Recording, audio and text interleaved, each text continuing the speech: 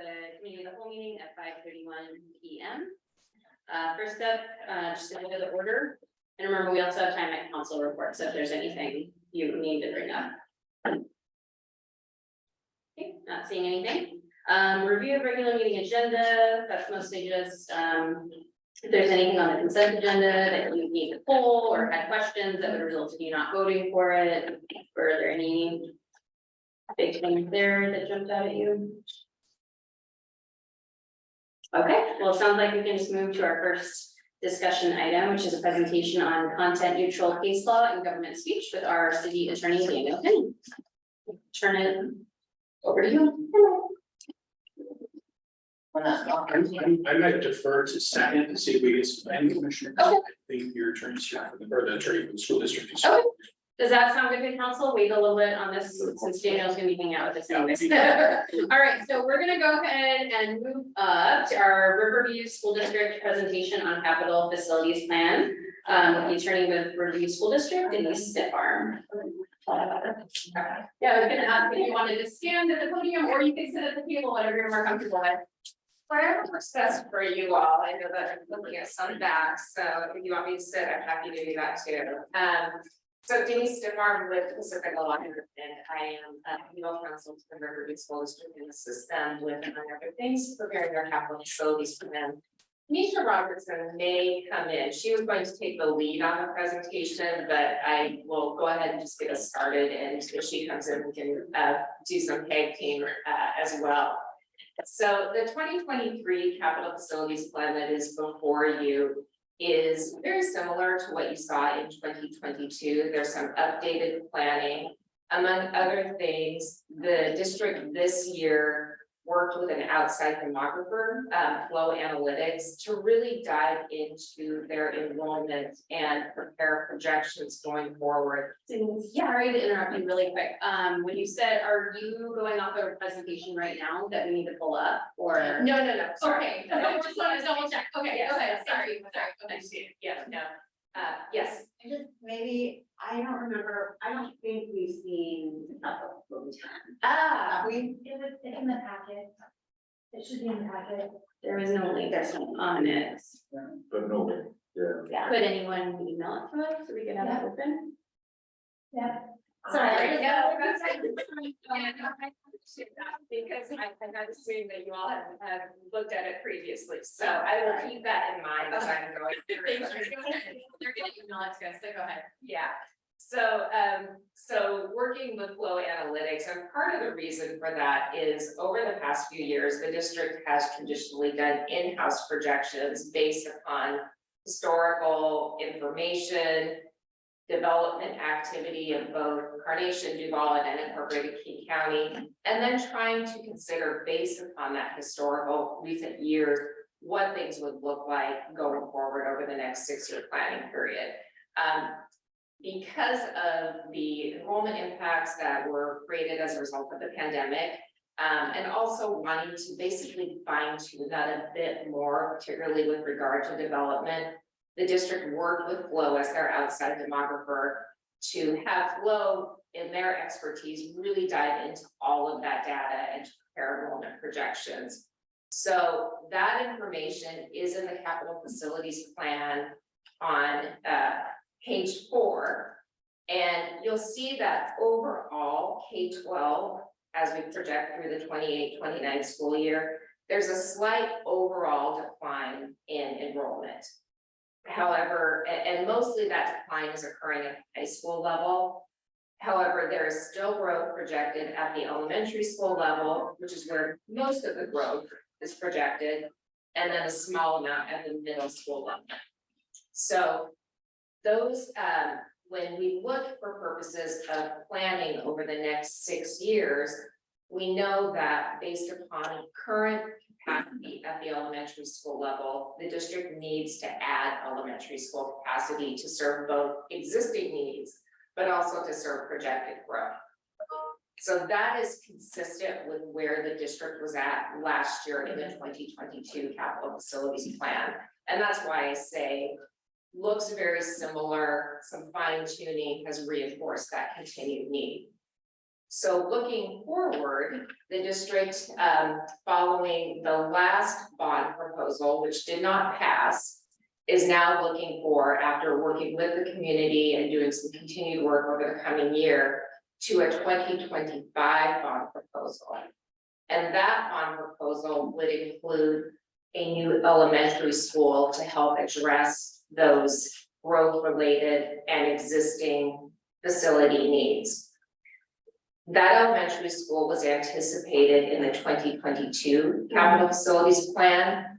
The district, in, again, some fine tuning, still to be further fine tuned as they get ready further closer to bond planning and bond proposal, has reduced that plan school from a 500 student school to a 400 student school. So a little bit of a smaller elementary, a little bit less expensive, but not necessarily a lot. And that is because you still have to build out those core facilities to support whether it's 400 or 500. And the thought would be perhaps this is a first phase that would then support a second phase at some future point. And so that is the project that is included, and the current plan would be to present it to the voters in February of 2025, then move forward with construction, having that in place for the 2028 school year. So that project, which right now with hard construction costs, and this includes escalation, this was put together by the district's outside architect team that prepares cost projections. They're projecting those hard costs to be about $46 million. You know, there'll be some soft costs on top of that, but hard costs about $46 million. That is the project that is included within the impact fee calculations. The other thing that the district did a little bit different this year is they determined student generation rates based upon district specific data. So for those of you who've been through this a couple of years, you may recall previously the district used what's called county-wide student generation rates. It's taking the average of those districts who prepare their own student generation rates. And that student generation rate is looking back 5 years at new development that's been built and occupied to see how many students are entering the school system. Because we're trying to get an average of, for any new home built, how many students do we expect to come to the school and need capacity? So this year, for the first time, the district felt like we have an adequate data set of just the Riverview School District. So let's determine what those figures are for our district and use those. Interestingly, when we compare the 2022 numbers with 2023, they're fairly close. So it tells us that the average was actually projecting fairly close to what the school district's own numbers project. The school district's own numbers are slightly less, but not terribly less. And so that gives us a lot of consistency between 2022 and 2023. I believe the district will continue to use district specific numbers now that there is an adequate data set of development within the district. But using those numbers, we get to a proposed school impact fee in the city of Carnation and Duvall for single family units, $13,904. This is discounted from the calculated rate by 25%. And that is something that, as you may recall, the district has worked with both of its cities on that 25% discount. This is a slight increase from 2022 when the single family rate was $12,368. The multifamily fee this year is $9,897. And that is a slight increase from last year's fee of $8,275. So those are the key points, I would say, of the draft capital facilities, or the school district adopted capital facilities plan that is now proposed to be adopted by the city. Happy to answer any questions. I know that's a lot of information, and I also realize you're getting it cold at this point.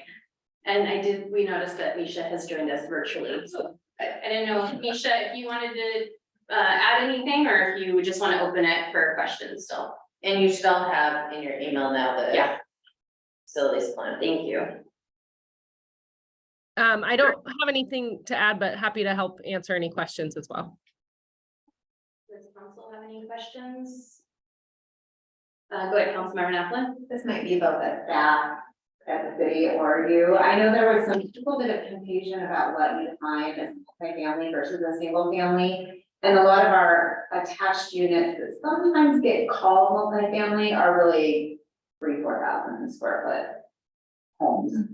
And so I don't know if we worked that out between our organizations of what we're charging for these. I believe the attached units are still multifamily unless staff tells me differently. The school district a couple of years deferred to our policy instead of the King County policy. So if it's an attached single family unit and it's fee simple, it gets fee as a single family. So fee simple, Yes, okay, is kind of your. if it's in a condo lot, then it goes to multifamily, or if it's like an apartment, there's multifamily. Okay, Thanks, Laura. thank you. Other questions? I'm not seeing any. Anything else you guys wanted to add? No? All right, well, thank you so much for presenting. And yeah, hope you have a great night. Thank you, you too. Thanks for having us. Perfect, so with that, and I don't think we've picked up anyone else, but it was worth a shot. We'll head back to their first item, which is presentation on content neutral case law and government speech with our city attorney, Daniel Cannon. I guess I'm just wondering, is there any utility in moving this to the regular meeting? Well, here, I'll just give it a quick start to what it is. So there was a Supreme Court case that dealt with content neutrality and sign codes. And you all are going to do an amendment to your sign code as a result of this case. And that will have a first touch or a few touches with planning commission. And so the idea was to give this presentation to both groups at one time so that you had an understanding of what this change means and what your sign code might look like going forward. And so I've got that presentation. I can absolutely give it now and give it to planning commission at a later date. That's very simple, or we can wait to see if people come in the regular meeting and move some reports to right now. I'll do whatever. It doesn't matter to me. I'm here the whole time, so. I mean, my first instinct is we don't have a lot probably to fill in how much time we have left in this meeting, and it is being recorded. I mean, but I don't, yeah, I mean, we just hope that they would watch, but what do you think? There are a couple things that we can move that aren't necessarily up for vote right away. So, you know, we can certainly do the city administrator report. It's pretty short. We could also pull the finance policies and the public art policy, because those are kind of second touch, not quite ready to vote, but to work through all of the requested edits. So we could start that work, because I had not anticipated bringing them for a vote today, to instead work through some of those editorial changes today. Okay, and then we're gonna see if anyone shows up at 7 possibly, or we're just gonna table it for another time. Oh, well, I mean, I don't really know where they're at, because I would hate for them to show up at 7 and have me just finished, right? Yeah, okay, Is- so if we happen to get some commissioners, then we could possibly add it to walk it onto our meeting at 7. We could, so we could put it after the presentation by Acres of Diamond. Yeah, I'd very much like to hear it today. Yeah. Doesn't matter. I don't mind if we go ahead and do it. Yeah, I know that planning commission this last time, and we can easily, you know, have him just join us through at planning commission. I think what happened was they're not used to a 7, or they're used to a 7 o'clock start, and maybe didn't look at the agenda. Well, I think that's okay. I think we could just maybe start with the finance policy if that, is good with everyone, because it seemed like we had some things we needed to workshop through with that. Or do you want to do your admin update first? I can do the admin update Okay. really quick because it's pretty short. This week we have so much Okay. work that the admin update is short. Because everything else is kind of just doing the work. Sounds good. So we'll do the admin update and then we'll see what we can get done on the finance policy. Is that perfect? Okay. Bring that up. So, that's all right, John. If go on vacation and forget everything I've learned.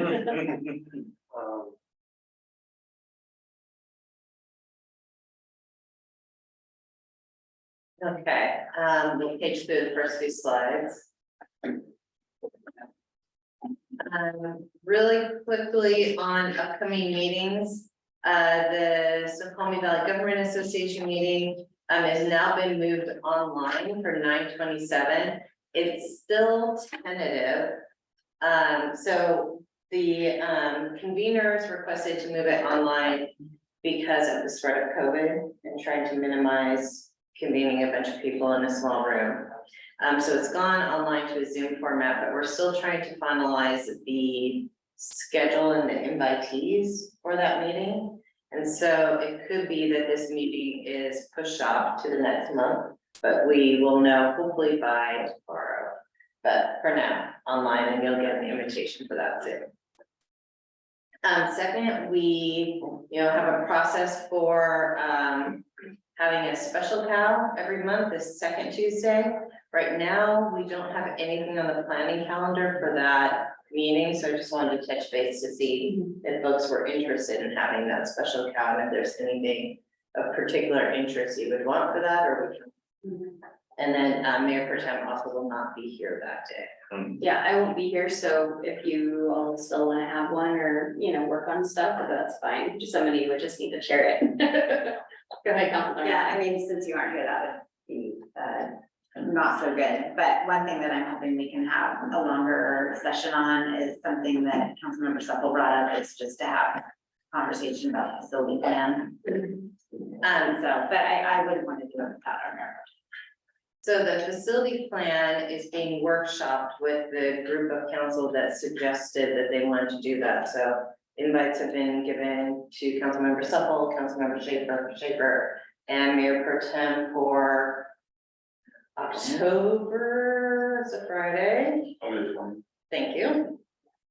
To do that workshop. So. And that's just determining what the next step for our conversation should look like. Okay, and then we would, once we workshop it, figure out what, so we haven't developed an agenda yet, but the plan for that agenda is, what was the original contract, original scope, what have we received, what do we still need to receive? What, from a practical perspective, can we hope to receive, which might not be the same as what we contracted to receive, and then any further direction to me on negotiating with the ARC about concluding the contract and finalizing it. Okay. And then we'll come back to full council. And just on the broader question about meeting or not, I'm not averse to meeting on the 10th, but I know one of the things we discussed when we essentially started doing the special meetings is if we didn't have anything to meet, we wouldn't meet. So I'd hate to sort of create an agenda for the meeting rather than we don't have an agenda and give some people time back. But so just my thoughts. Great, sounds like we may just not have one this month. Or Okay. next month. We'll move forward with that. Next slide. So, Director Thomas, do you want to present on your slide? Yes, please. Oh, and I can see it from back here, that's good. We completed our roles and responsibilities training with the planning commission on 9/13 was a really good discussion, so thank you, Daniel, for putting that together. I think, we do it about every 2 years, so it's a really good refresher. One thing to note, we will be seeking, applications for the planning commissioner, and they'll be working with the committee. Get that up here. We kicked off our Parksville Open Space project last week. The first two tasks are our survey and our community participation plan. So those, I would think those are two of the best parts of any planning, project, so we're excited about that. We're also working on the first two tasks, there's an expertise in comp plan, and that also includes the gap analysis, the community participation plan. And what we're gonna do is we're gonna actually write a written report once a month, just kind of updating planning commission and council of this work. So that we're not coming to council necessarily every month if we're not ready for it. And we'll include them as written reports, and then we can always say, hey, can we talk about this, and I can do it under a community development report. The building code has been pushed one more time. And that happened last Friday at the building, essentially the building code council for the state. They pushed it to March 15th of 2024. I talked to the, to our administrator, and I think that we're gonna need to provide some dialogue at the state level for this next legislative session, potentially because they're looking at increasing the energy credits again, even from what they were proposing as the last part. And so we do have some concerns about that. So we'll start to work with the city administrator and the mayor on that item. We're super excited. Acres of Diamonds is set for their pre-application meeting tomorrow. And you'll actually hear from them this evening. Code enforcement just seems to be a challenge this year. We're just seeing a lot more code enforcement cases. So we're just trying to balance our existing workload and prioritizing them as we get them in. But we pretty much are, have 15 to 20 of them active at all times right now. And some of them can take quite a while to resolve, and others, can be done quickly. We do have 42 permits ready for pickup, so that's a pretty giant amount to get picked up. And so we're working with our builders to get those picked up so that we can get those started so that there's not this lag time. November city council workshop, and this won't be a special meeting, this will be during our regular CAL, on sign code and design standards. We said we're going to bring forward the first piece of grading and walls, and then obviously the sign code. And so tonight's presentation by Dan will help us bring that particular piece of policy as we continue to draft it. Thank you, Cynthia. Great. John, next slide. Oops. Oh, there is a public works slide. Yeah, it's right there. John is just efficient, I know. Okay. They're testing your info. After that, prior to. Are you still on the line? Fair enough. Kills my battery down. Okay, no pictures, there are pictures on there, darn it, super video section on there. Good evening, Steve, on the Chester Park Work. So sport court meeting is underway, if you recall, that's Cherry Valley Elementary, 277 sport court in Fox Hollow. They've been delayed due to the massive cracks on the court at Cherry Valley, so they went away and then come back because they thought they'd be done by now, and they had other jobs lined up. It's a 60-day contract, so they will be back. And get back to going. Key card access is installed at City Hall, so we'll do some initiation and leave tomorrow on some trainings with staff for access and system controls. Budgeted and then just received feedback signs being ordered. So those are, your seat is. So we budgeted to purchase 2 that'll be fixed mounted. And we're gonna try to build those so that they can not be mobile per se, but maybe, annually we kind of rotate them around. They do become white noise, on roads. So, sign litter is real. Your eyes get used to it and ignore it after a while. So you guys are putting together some systems for that. We have one, mobile one. We have the mobile unit now on wheels. We also have another one we ordered that is smaller and easier to deploy. We're working on building that little cabinet box. The remodel's going well. We did have some conundrum on the sewer connection. So unfortunately, for fun, your definition of fun is your own judgment here, but we had a video inspection camera crew out this week because it was unclear where the sewer connection went to the sewer.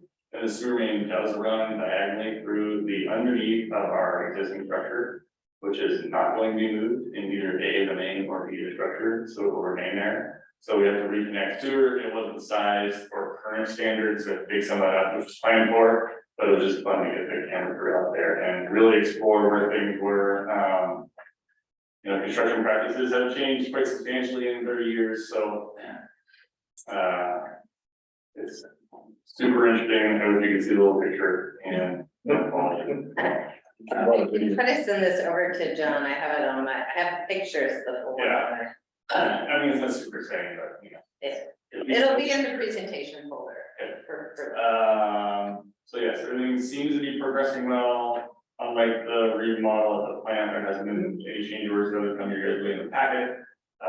Which not really to be expected as much as you'd expect at the treatment plant upgrade. Upgrade is going well. We conducted an operational shutdown, lasted about, I think it was 5 hours last Thursday. So we have to test how long we can be down for some of their installations. So we're trying to pre-plan that.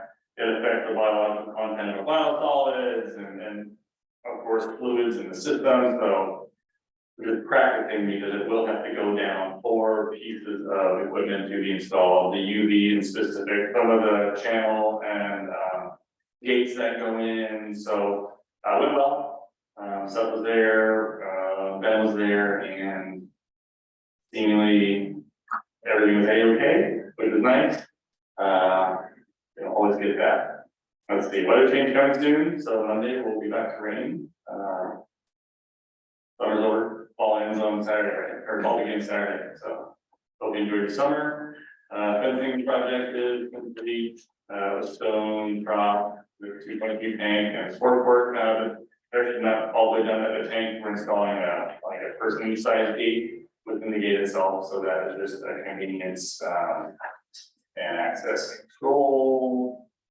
And I think that's it. We'll be working on a night project at Washtenaw request for the guardrail replacement at Virginia and Main Street. That's coming out in the next couple weeks. We're here. The guardrail is continually smashed. Oh, yeah, we should just leave that.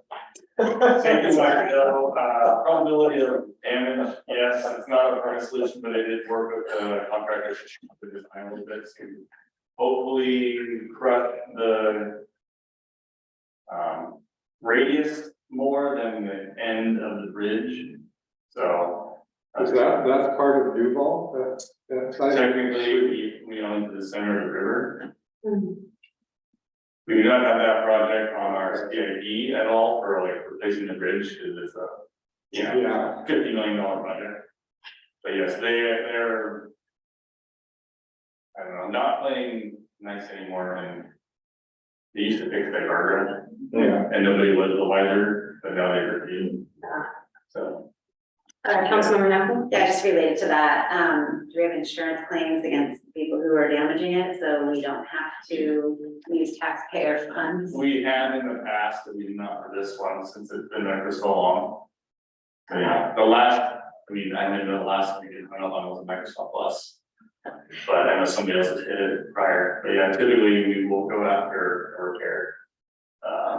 What do you call it, claim against the insurance carrier of the driver, but we don't have one for this. So going forward, then we will. We try, yeah. Okay, cool. Yeah, and we'll work with police because it's always one of those things too, like if they don't know that it's our road and they think it's a county road, the county doesn't show up, and if they don't show up, you know, it's one of those. Okay. We don't have any infos, so yeah.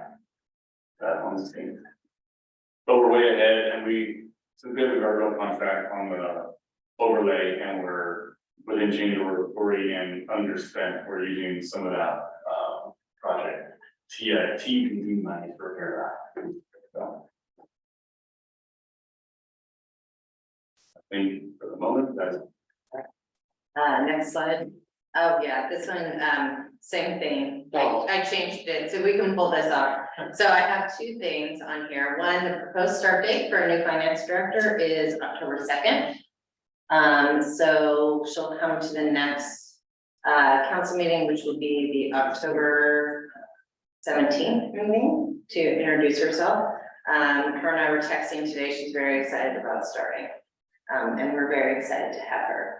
So, and you have her employment contract to approve tonight. It's very typical and standard of the prior employment contracts that the city has done in the past. We have 7 cultural commission applications today, which is, once we pass the new ordinance, the new ordinance calls for between 5 and 7. We held the interviews yesterday and today. 6 of the 7 are qualified to be new cultural commission commissioners. 1 is not qualified due to residency. They don't live within the boundary area. And so we have 1 appointment remaining. So the hope is to leave the applications open until next week. And assuming that we pass the ordinance tonight, we would then appoint at the next council meeting, or, you know, if we don't finish the ordinance tonight, we'll appoint on the 17th. Is how the commission functions, part of the public works, this public, art policy, or is that a separate item? I mean, like, so we have 6 or 7 commissioners, is there a quorum required? Is it an open meeting requirements, that sort of thing? So we have 3 things happening somewhat simultaneously. We have the change to the ordinance, which is going to be discussed tonight. The changes, the commissioner, the cultural commission quorum, or the number of commissioners down from 7 as a minimum to 5. In terms of what quorum looks like, quorum would operate the same way. It is, according to the new ordinance, subject to the Open Public Meetings Act, so we would have the same kind of requirements open to the public. So for the most part, operating very similarly to any other public commission. Okay. So we're excited. Really wonderful interviews with these applicants, and they're all really excited to get started. So that's what I have in terms of updates, and that then ends the city administrator report. We're happy to answer any questions on anything covered tonight or any other topic. Councilmember Neville? I have 2 quick, super quick things. One is I saw on social media, and I didn't copy the post, but it was just asking if the city was involved at all with the internet access disruptions. I don't know if anyone within city limits is still being impacted, but there's a lot of complaints just in the general area, it seems. And I don't know what role the city has in that. But I just wanted to let you know that there was kind of chatter on social media, wondering what the city was doing. Mayor, go ahead. I'll just repeat what we discussed at the last committee of the whole, in that we need those complaints within the city to be, if they're not getting resolved through the provider, to email them to the city, to me or Cynthia, so that we can follow up directly with their government relations and the CEO of the company. A social media post is not going to help because we don't have the time to be on there and monitoring and trying to reach out to find out who these people are and reach out to them individually. So please have folks encourage them again to contact the mayor or city administrator. Thank you. Yeah, and I would add at this point, it's both a federal investigation and King County investigation. So it is not in our jurisdiction, and we get updates from the FBI, and I can have Chief give any additional updates, but we're in contact with Zipley. They thought they had caught the culprit, new band of culprits. So at this point, there's not much that the city can do. I think you already have, but man, I can't remember for sure, so I'll just ask, did the City of Duvall Facebook page already post a blurb about it and like, please contact, or what, there was one, okay. Other questions? And then the final one, just to follow up on Director Lynch's, I haven't talked to you directly, but there was concern about the striping on, I think it was the 278 stormwater, striping for the court, but somehow the back court wasn't evenly spaced, so one was very difficult to play on, just, it wasn't square, and so if you lined them up square, 277. yes. Yeah, it's not painted yet, so we advise the painter when they're ready, we'll build. Okay, I just wanted to make, I'm sure it got to you somehow, but I just wanted, Yeah, and then I reached out to all those folks. you did, okay. Cool, All right. thank you. So with that, we'll go ahead and move on and start discussing our finance policy with our city administrator. Great, so we have 3 outstanding finance policies. 2, we did not receive any comments on the investment fund balance the investment policy and the ending fund balance. Those are as proposed back in May by Director Mason at the time, and those are in your packet for review. We did, though, get comments on the purchasing manual or purchasing policy. Thank you to Councilmember Naplin and Mayor Pro Tem for sending over comments. And so what I thought we would do tonight is kind of work through those comments. I did send the comments also to Director Lanishevsky and City Attorney Kenny, so that, because there were a couple in their wheelhouses. So what I thought we would do is just kind of walk through comment and question one by one. See if council's interested in the edits, kind of by consent, decide if you want to include that. What we'll do then is prepare a new draft for council approval at the next council meeting. If you all are amenable to that process. Sounds good. Great. So the first comment that we received is in one. Quick question, are we following along somewhere? I just wanted to double check where you're just going through. I didn't put, I didn't create a presentation to go through the comments, so if you Okay. all would go to the purchasing manual in the. This was your items for tonight, you know, right? Yes, so the purchasing manual and all the policies, originally were in the council packet. The first council packet, those included Mayor Pro Tem's questions and comments, and then I separately sent out a Word document with Councilmember Naplin's questions and comments.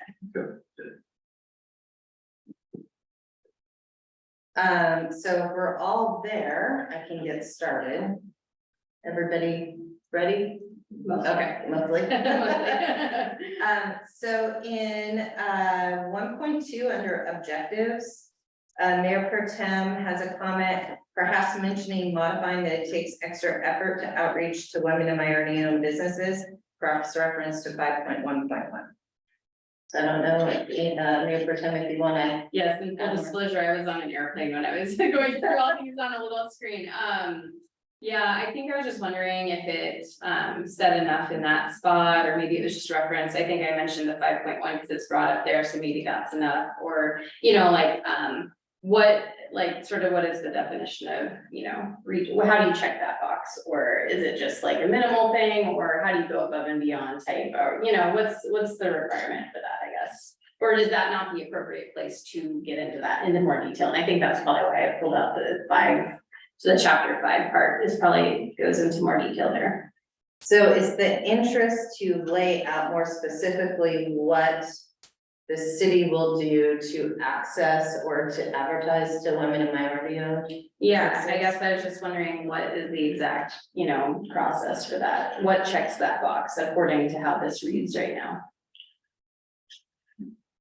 I don't know that I have an answer to what checks the box in this document, though we could certainly write a process for what would check the box. Is that what you're interested in? Yeah, unless it's somewhere that tucked in a different chapter that I didn't see. I just wanted to make sure. Councilmember Naplin, if I can go to her, if that's okay. This is a question related to that, because at one point we had, and I have seen policies that I can't remember, but at one point we had that if you were not, like, for example, if you were using the smaller roster, that if you weren't alerting everyone, you had to at least alert one in that category. Does that, and reach out specifically to them and try to get a proposal? Is that still in there?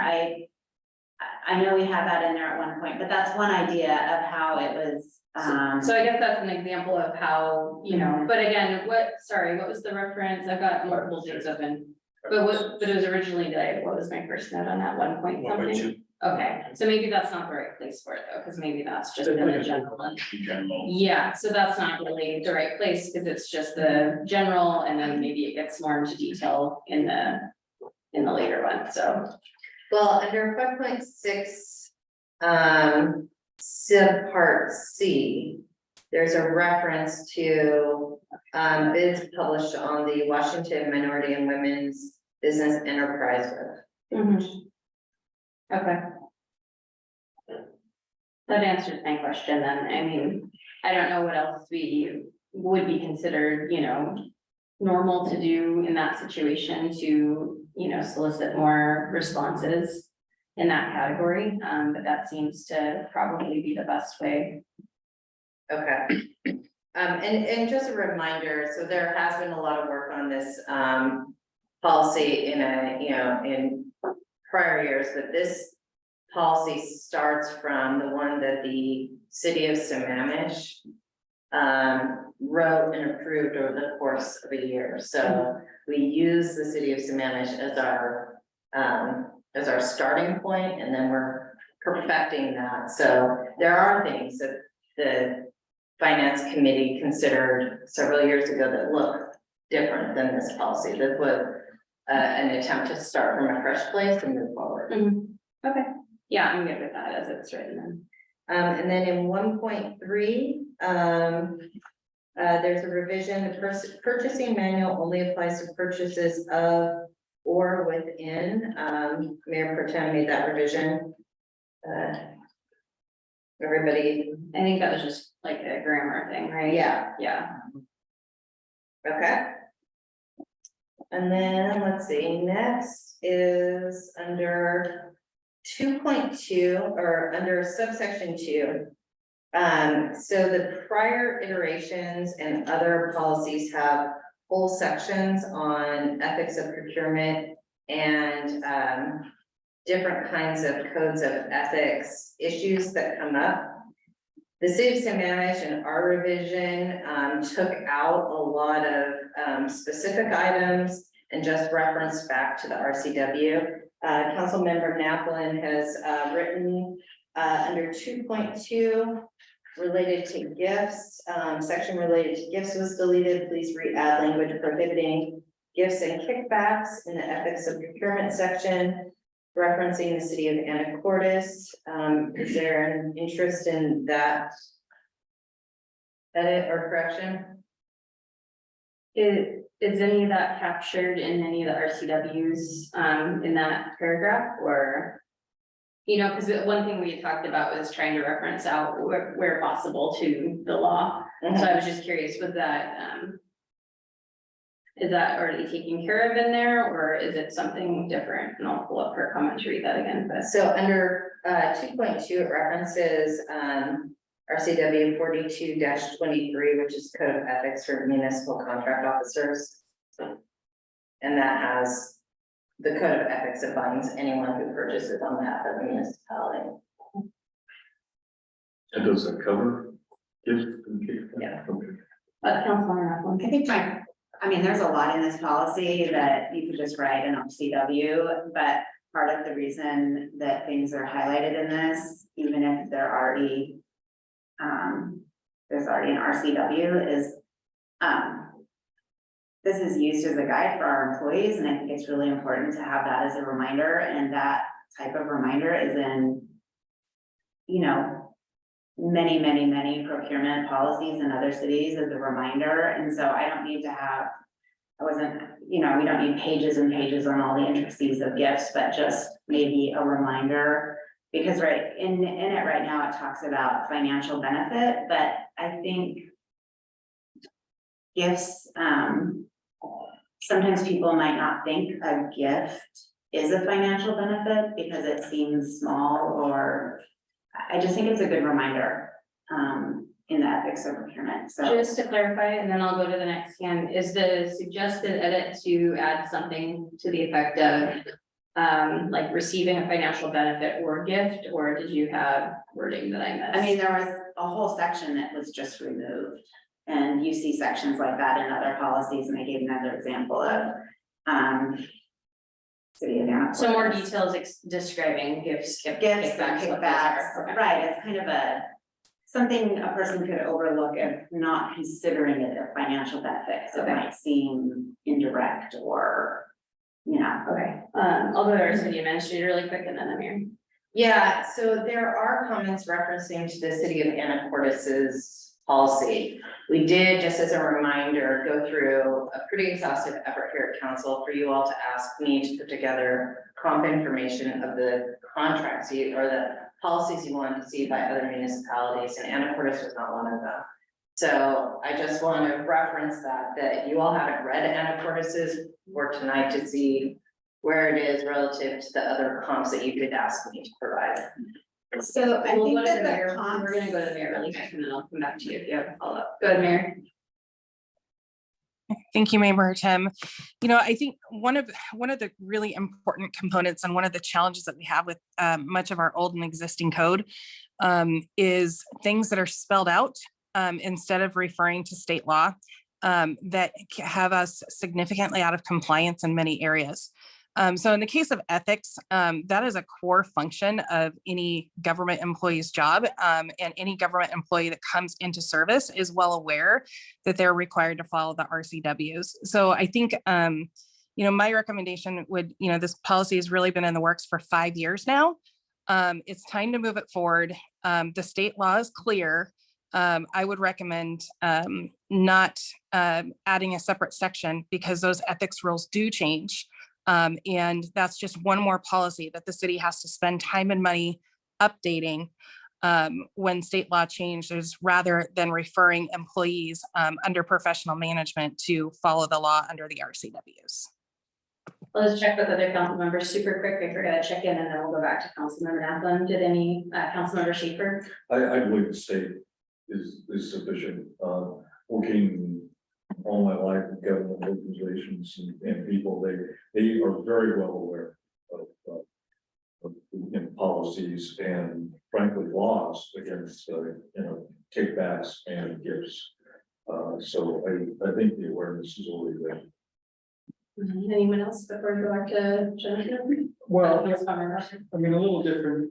I think my concern is more sort of the breadth of things, because I think, again, for the example you gave, was more around sort of the financial and non-financial. I think there's a lot of things, you know, everything from post-employment opportunities, and I mean, if you start to try to get too broad, that would be my main, I guess, reason to refer back to RCW, not even as much as out of date as the mayor referenced, but also just sort of the breadth of potential pitfalls that are covered in the RCWs that we would have to have much broader language than even the gifts and financial kickbacks to cover. So I'm supportive of referencing back to the state RCWs. Yeah, I'm in support of referencing back to the state. I mean, I don't really want to rewrite or reinterpret the RCWs within our policy here.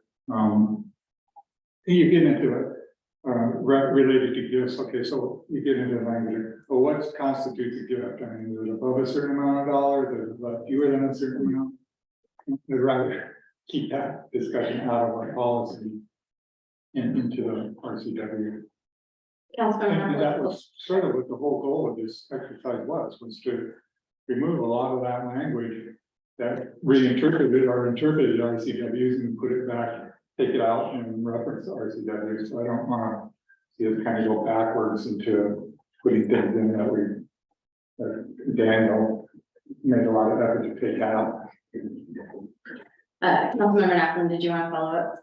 Doesn't sound like there's interest, but the point was that this was a section that Sammamish had included and is in, as far as I can see, most other policies. It doesn't seem, no one wants it in, but we were trying to model after a policy that our attorney admired, and this section was specifically removed. It was already written in Sammamish's and it was removed.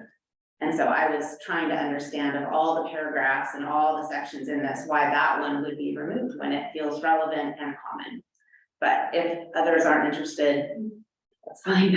I will ask the question then that basically just got asked, is there a reason to?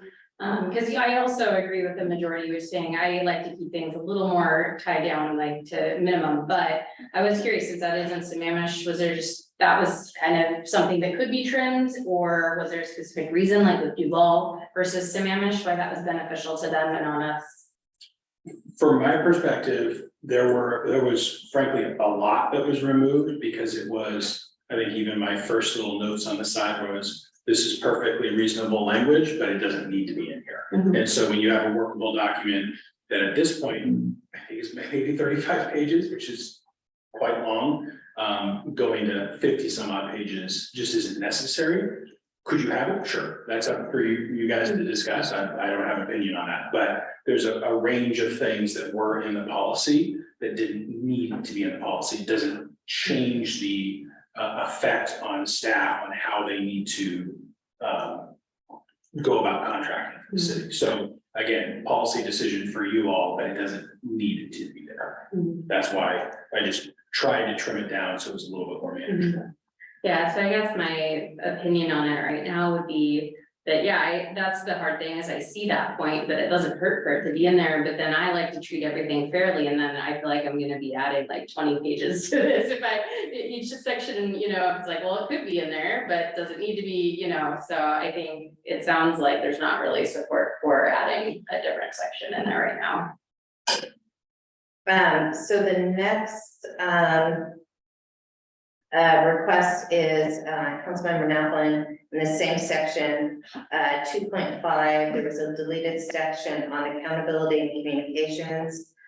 State auditor noted problems in missing documentation for capacity of Duvall purchases. I think this section should be included, perhaps in a more simplified format. City of Anacortes all includes this section. Councilmember Macklin, did you want to speak on that at all, or? I mean, that's basically it. I just know that our, state auditor had found that they weren't seeing proper documentation saved, and so seemed like a good section to have. Other councilmen, oh, sorry, go ahead, city administrator. I think that's true from when the state auditor made those findings. We've had multiple audits since, but has not found the same. So I'm going to assume if the auditor found it, it was a problem. There's no evidence that it remains a problem in future audits. Any council members have an opinion on that?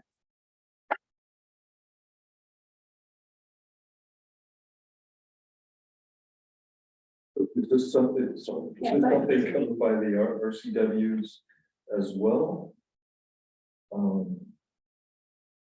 The documentation requirement? It is, as well as with the state auditing guidelines. Yeah, okay. So under 3.2, this is a meaty conversation. It's regarding signing authorities. So Councilmember Naplan has suggested lowering the signing authority from $50,000 to $25,000, aligning it to North Bend's signing authority in their last approved procurement policy. We did go back and check with North Bend on this. Their position has changed somewhat. And I can't, Mayor Oberlander, you had a conversation with North Bend, I believe, that you wanted to share.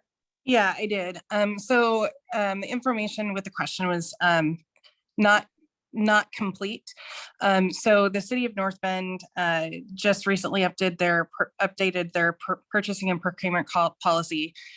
They did set the mayor's signing authority at $25,000. However, they had an independent report that actually made the recommendation of $50,000, and on the basis of city size, et cetera, that was the recommendation from the independent report.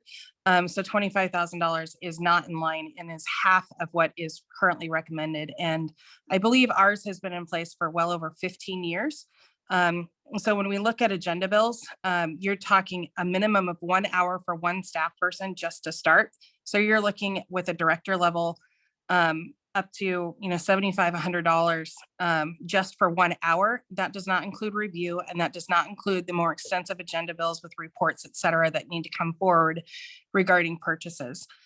So when you look at a $25,000 purchase or contract, if you're spending 2 to 4 hours, sometimes even more, depending on how complicated it is, that's a pretty significant cost per agenda item, and that taxpayer money adds up in lost efficiency and staff being unable to do other projects. In addition, with the OpenGov software, every purchase is going to be accessible. Everything in our check register is going to be accessible, not just to council, but to the public. In addition to the fact that our council has the opportunity to review every check and every bill that comes through the city in the flesh, in person.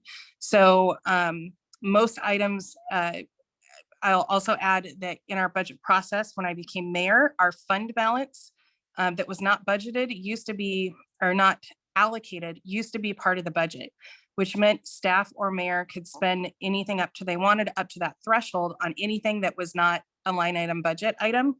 However, in that first budget process, I changed that. So only items that were budgeted could be purchased. So we have significant transparency and tightness in this. And when you look at the cost of, for example, vehicles, it doesn't make sense for Public Works or the police department to come to council and spend hours on an agenda bill for approval of items that are budgeted and necessary. It adds time, it costs money, and it makes the city run less efficiently. So I just wanted to share that. This conversation has come up many times, but I think if there were audit issues or there were issues with the city actually inappropriately spending money, it would make sense. But there has been no evidence of that actually in my entire time as an elected official in the city of Duvall. Council members have any input on this item? Councilmember Schaefer? Well, this goes back to what we were talking before. I mean, I think it's a fine line for council to walk between getting too far involved in staff matters versus, kind of sitting back and looking at, more higher level policy type things. I don't think there's any good answer to this, but my take is, I like the higher limit, the $50,000, simply because, we have great staff. I think proven good choices that the staff has made in the city, and the more, as Mayor said, the more the council can kind of stay out of that and give that over to the staff, the better. So I'd say go with the higher. I'll jump in really quick with my question that was on the same item, if that's okay, Cynthia, because mine was, I couldn't remember, is the current threshold 10 or 25,000 right now? It's a little more complicated than that. Okay. Of course. It is, let's see. I'm gonna defer to Director Thomas or Lynchevsky. Sure. If there's a 10, there's a 25, It's there's a sometimes 25 if it's the mayor. So, 25 are budgeted and within the authority of the mayor, 25. Unbudgeted at the mayor's threshold, 15. And then department directors have different threshold for unbudgeted or purchase items, 7. If I had a note, the number is hard to chase because I'm just pulling it up, and I think the one thing, when you see and again, contracts come to council, it's not like it's a contract, I think it's a purchase of pieces and parts thing. Capital machinery, when we budget, and I know you guys can't see currently what we put together for the budget if you don't have a but the chief, I'll point him out, like myself, when we had equipment that is scheduled to be replaced, it says, 2023 Ford SUV replacement, and replaces 2017 Ford Explorer, 65 grand, right? That's a vehicle, and then it's all its outfits. That line has been shown to council through the process. We've adopted a budget that entails that detail. So I think, in my opinion, of just workflow management, I would rather keep my staff, myself, not, cost that they pay for it, prove we need to buy something that we told you in very specific we're gonna buy. Right, so that's my detail now. 20 years ago when I started, that number was 25, and it still hasn't been. I mean, we can't even buy a car now for under 50 grand, like, it's crazy. So the treatment plant, we have one for 45, we haven't bought it yet. But that's budgeted to be purchased, it's under 50,000. It's just, again, we use state bid for procurement, so we're already getting the most efficient, purchase price that has been managed by the state on all of the city's behalf or partner to that. So they go out in the beginning of the year, if you don't know, like, hey, the city or the state and all the cities are gonna buy 1,000 trucks. Who's gonna give us the best price on trucks? And I don't know, Bud Cleary usually wins for, white Fords, and somebody else wins for white guys. So like the selection process and procurement purchase amounts are set by that bigger process. You're buying in bulk. So it's kind of a Costco effect. So, I mean, we want to go buy something on the shelf that, like, I want to go to, curtain shed. It's probably different, but we have a process we're gonna follow on using state bid to obtain the cheapest car we can. I just lobby for standard practice, we put it in great detail in the budget document that's been passed and presented, so I think it's. If it's something we didn't budget for, absolutely, hey, we have to come ask, just like we did with the lift, like, hey, we want to because this is gonna be that, oh, it's a little more to get electric, are you comfortable? And you said yes, right? So that's, I don't think we're saying we don't want to come forward and do the work on things that aren't budgeted, the things that are explicitly kind of written in the budget are pretty simple to just go get. Can you remind me what the numbers you said right at the beginning of what figure? 25 for budgeted Okay. and then unbudgeted is 50. Yeah, I just couldn't remember. I guess I kept thinking it was 10 or lower. Because then I was just going with, well, maybe 25 or 50, does it really matter if we're increasing it? But it sounds like staying at 20, it would be staying at 25 more like. What else was I gonna say on that?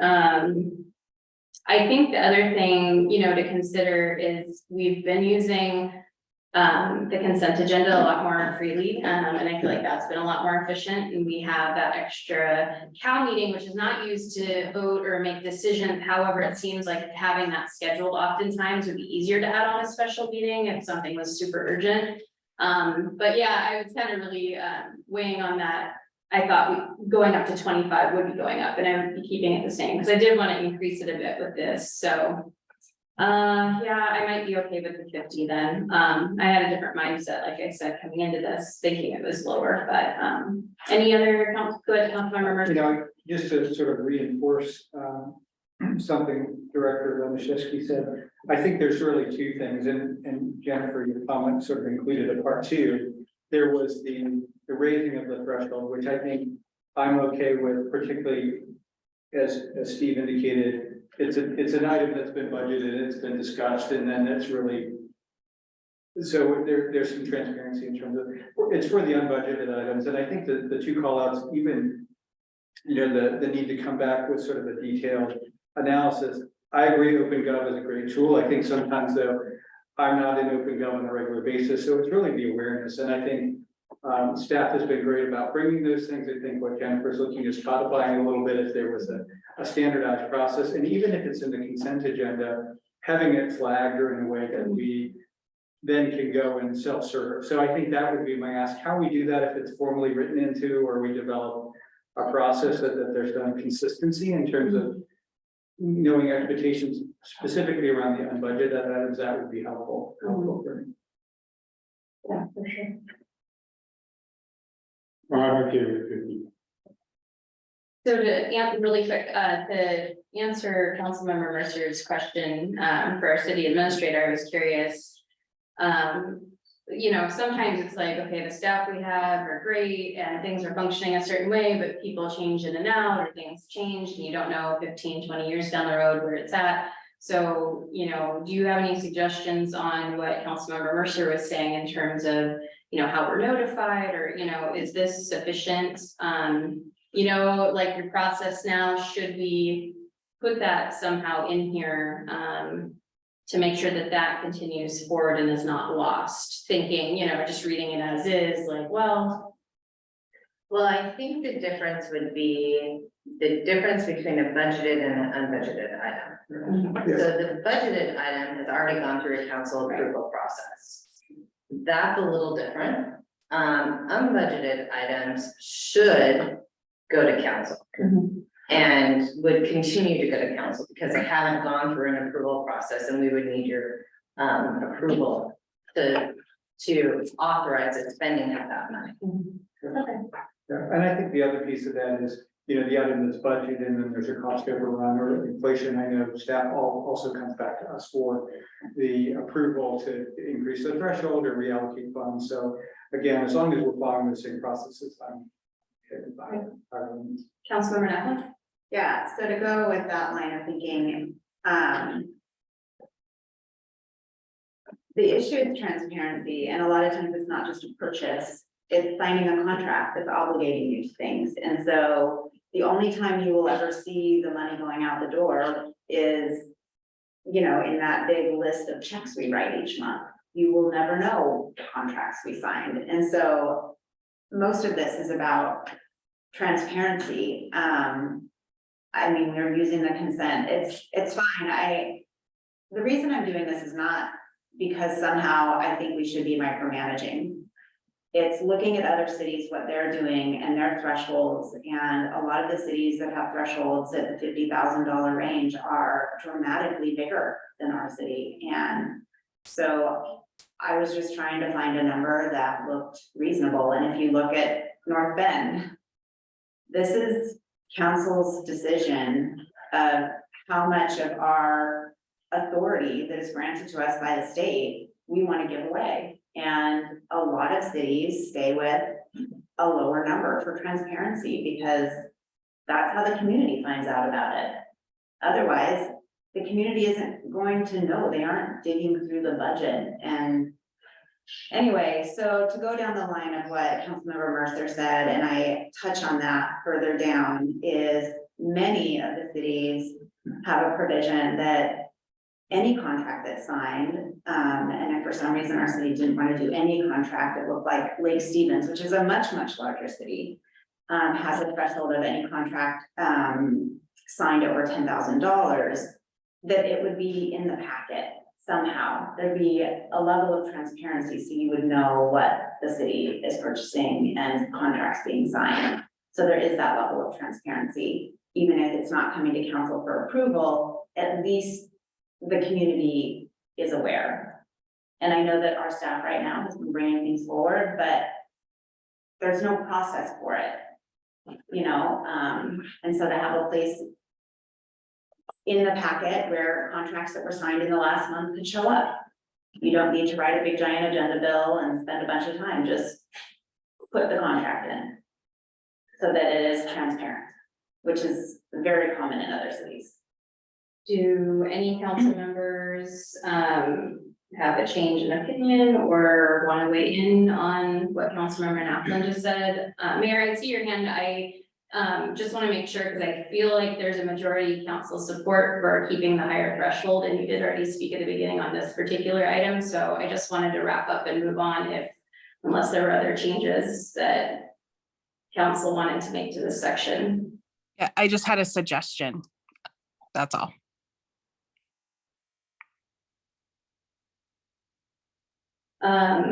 Yeah, I'm not seeing any edits, or did you, I guess, go ahead. Yeah. No, I mean, you know, part of my long-term goals is increased transparency at the city, which is one of the reasons we went with OpenGov. I do believe that all of our contracts should be posted online on a contract page. So I would full-heartedly support an internal policy that posts contracts over $10,000 to be posted online. That does multiple things. It makes it easily accessible for council. You can just have a link to go to each packet or each month, provides it accessible to the public, and it provides accessibility to vendors. And one of the challenges that occurs when, as a local government, council members, staff, or what have you, when you're looking for comparables, is difficulty tracking down these things that are all public information. Every contract that the city signs, unless there's a legal reason, and that's very few, are public information. That transparency exists with the simplicity of a public records request or of publishing. I do fully support making sure that those contracts are posted online. So I don't believe that needs to be part of a procurement policy. I think that's just administrative. But I will support council on whatever direction you want to go on that one.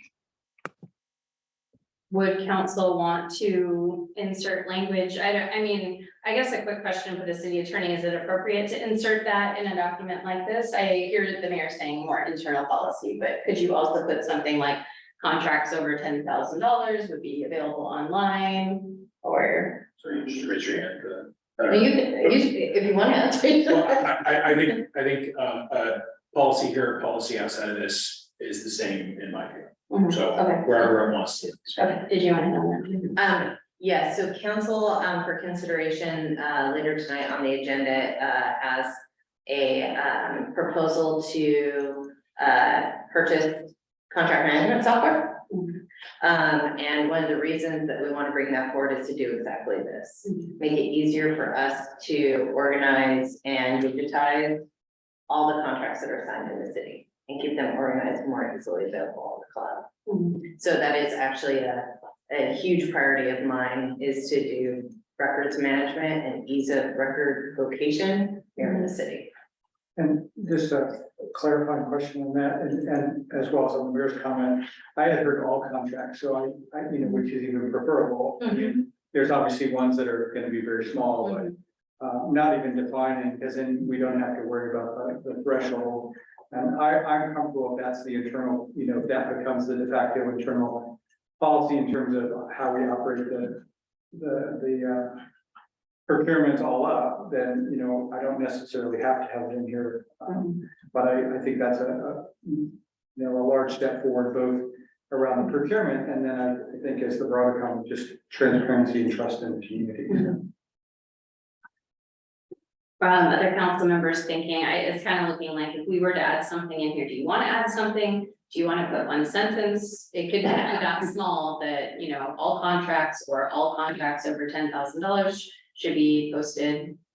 Or just have that be an internal policy and not in this document. Councilmember Schaefer. Question, I guess, if it's an internal policy, where would it be? As not yet written, but easily could be. Okay, well, instead of writing the policy, let's just say, really, it needs like one sentence in there. I think just one sentence would do the trick. So let's just put it in there. I love the idea of posting something on a city website where it's just one stop shop. You see all the contracts for whatever the past year or whatever. I think it's a great idea. Okay. Councilmember, I think enough of us are in favor, but we got a thumbs up from council members level. I mean, one, just apologies, asking follow-up questions, but, for staff today, do they have internal, like, I'm used to, there's a document that, process flow, or for each department, I'm assuming they have documented guidelines that they follow in terms of workflow, or is that not something that the city does today? You just triggered, I was thinking more broadly, like, do we have, somebody new comes in and there's a predefined way to do these things? This could be a conversation for another meeting, but I think that would be a good thing to sort of discuss, because again, I think the drive is for consistency, and the council, has faith that things are being done on a consistent basis, then we don't have to have some of these conversations. So the answer is it depends on the department and the sophistication of the department, here today. So, yes. That's a fair question, your response. So, I'll end it there and we can talk. Thank you. All right, I think we have time to move forward on to one more, depending, I guess, on how big it is. What do you think? Yes, hopefully. So under 5.1, there was a question, and we'll have city attorney opine on this one if you would, which is from Councilmember Naplin. What is a public work? I don't think the definition in the draft is quite correct. Here's what it says, and then referencing the WAC, the Washington Administrative Code. So I'll turn it over to council or to city attorney Kenny. Yeah, so I reviewed this one, and I think maybe it just depends on how you kind of hyperanalyze those sentences. I could see it read both ways. I'm fine with a revision that would basically take the existing sentence after the paren ordinary maintenance in the first sentence, just to say to be maintenance work performed by the regular employees of the city, which is what the WAC says. Any maintenance work instead of just, Correct. yeah, I agree. Yes. Yeah. And so I don't disagree with how you read it. I think you can read it another way. So let's just clarify it so that we can do it. Okay. Fine. And so I've got that typed out here. I can provide that to you. Okay. But it's what I said. So that's essentially the answer to that question. Okay. Councilmember Naplin, you had a little more paragraph under this section. Does that answer satisfy your suggested edit? It doesn't, the final part is talking about who to consult.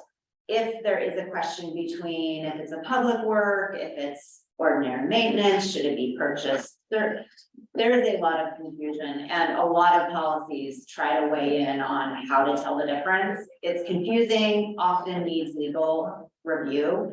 And at this point, it just says to contact the public works director, even though the Sammamish one said that you need, I think, to contact the contract manager. So my suggestion is, since we don't have a contracting department, that if there is a question, it should go, consult legal potentially, because that is actually in line with other areas of this policy that talks about gray areas contacting legal. If there is uncertainty, because it can be really confusing. So before 5.2, the paragraph that says contract public works director, if there's any question whether your project is considered a public work, Yeah, or which procurement process is necessary, you would like that modified to read, contact city attorney? I would say so. I mean, I don't know, or maybe So contact public works director and or legal, or just to make sure that, I don't know. So the policy that they had was the contract manager. Right, I don't want to think about it as like hierarchy or anything like that, but that's kind of more on the front line. We changed it to public works director, so more authority and more overarching knowledge of all of it. And I like to think of myself as a good resource, but I'm kind of off on the side, right? And so I think the public works director should have the overarching and broad knowledge base to answer the question. We are regularly in touch, and whether it's me or somebody else, I think it's a common practice for the director to reach out to get clarifying questions. So I think we're actually getting more experience and management authority by going to public works director from contract manager. I think you could say and or city attorney, but I think it would be the public works director that would be doing that anyway, because I think that's the person that would be talking with staff to figure out the question if they don't know the answer. So okay, that's fine. Other council members have thoughts on that? Just keep it as it is, it sounds like. Okay. Okay. Mayor Pro Tem in 5.3 had a question. Using city employees for public works projects, adding, there's a question about estimated costs in the official newspaper at least 15 days before beginning the work and to publish to the website. Mayor Pro Tem? Yeah, I think I was just, in today's day and age, I know we still go to newspaper, I don't know how many people still read the newspaper, so I was curious if council had an interest or if staff too had thoughts on, you know, what are those, you know, should it be published to the website, and that should be written as well, you know, like, I know we're going by the legal requirement, but would we want to also add some technology to this, you know, and say post on a website or something like that? That's what I was thinking. There is a process, and I don't know if we've looked at it, I'll have to ask, because we are in the process of revising and updating our webpage, and I believe there's a plugin to the webpage platform that we have to post different bids. I don't know the answer to that, but we could certainly investigate. Yeah, I think I was just thinking if it was, you know, in the official newspaper and city website or something like that, so that you have the traditional and, you know, required by law avenue, but you also had the city's main, I mean, I feel like most people would see it there, you know, if they were looking for it. Actually, come to think about it, and I'm gonna pass this to Director Thomas. We did identify a way, I believe, Director Thomas, to post to our website and did it with the last part. Yes. We've been issuing our RFPs to our website as well.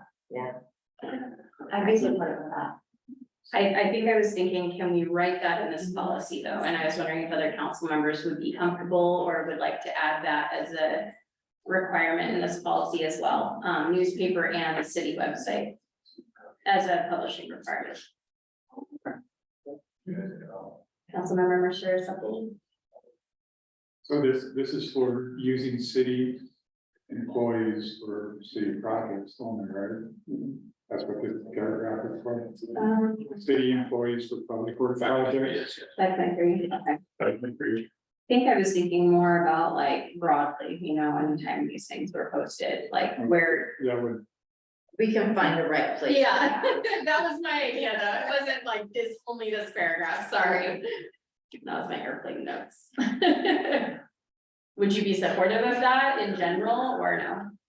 yeah, I'm just, is it really, posting in the newspaper, is that really old school, or is that sort of a semi-legal requirement? Very legal. Yeah. Very legal, and our vendors are used to accessing our bids that way. Also You use. might be doing it via an electronic version of the newspaper. Probably still. I think I've heard from everyone on this. Would everyone be okay adding that as well? Recognizing that the newspaper is the legally required place that has to be posted, but I've always wanted to expand that, you know, and I don't know, the website too, but you know, if it ever became cumbersome, but it sounds like you guys have been going toward that anyway, so, We also post to a platform called Business. yeah. It's a little extra work to add to our website, but not insurmountable amount of work, if council's interested in doing that. Or can you post a link, you said you post to whatever, can you post a link to that, you know what I mean, like, it doesn't have to be posted as its own separate thing, but. I'm gonna toss it to Yeah. Dr. Lanchevsky, because he does the bulk of this work. Okay. So we are advertising it through the proper channels, however, we are posting and referencing everybody, trying to get them back to our website. Mhm. Staff have easy access to that, they can change, they can add agendas, everything is, you know, being more simply locally managed, but the broadcast is in the proper mediums, and just referencing that back, and we're posting the information. Okay. Of what you need from that, or And I believe I have a nod from council that Yeah. you would like to add this. just, yeah. In the right place, of course. Yes. Happy to do so. We're at 6:53. I don't know, I'm a little hesitant because, you know, one topic probably takes about 5 or so minutes. So I'm wondering if we should stop here. We can always continue because it is on our council agenda. That way everyone can, you know, take a quick break. So we'll go ahead and adjourn at 6:54 PM and be back at 7 for the council meeting.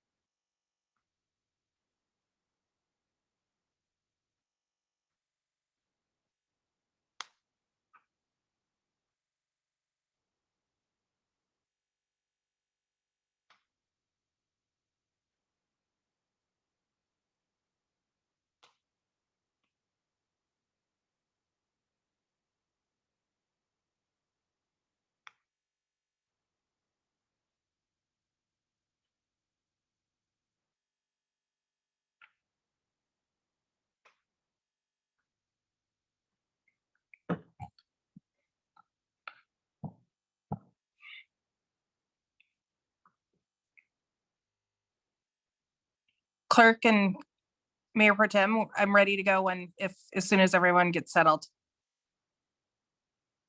And you're all on mute.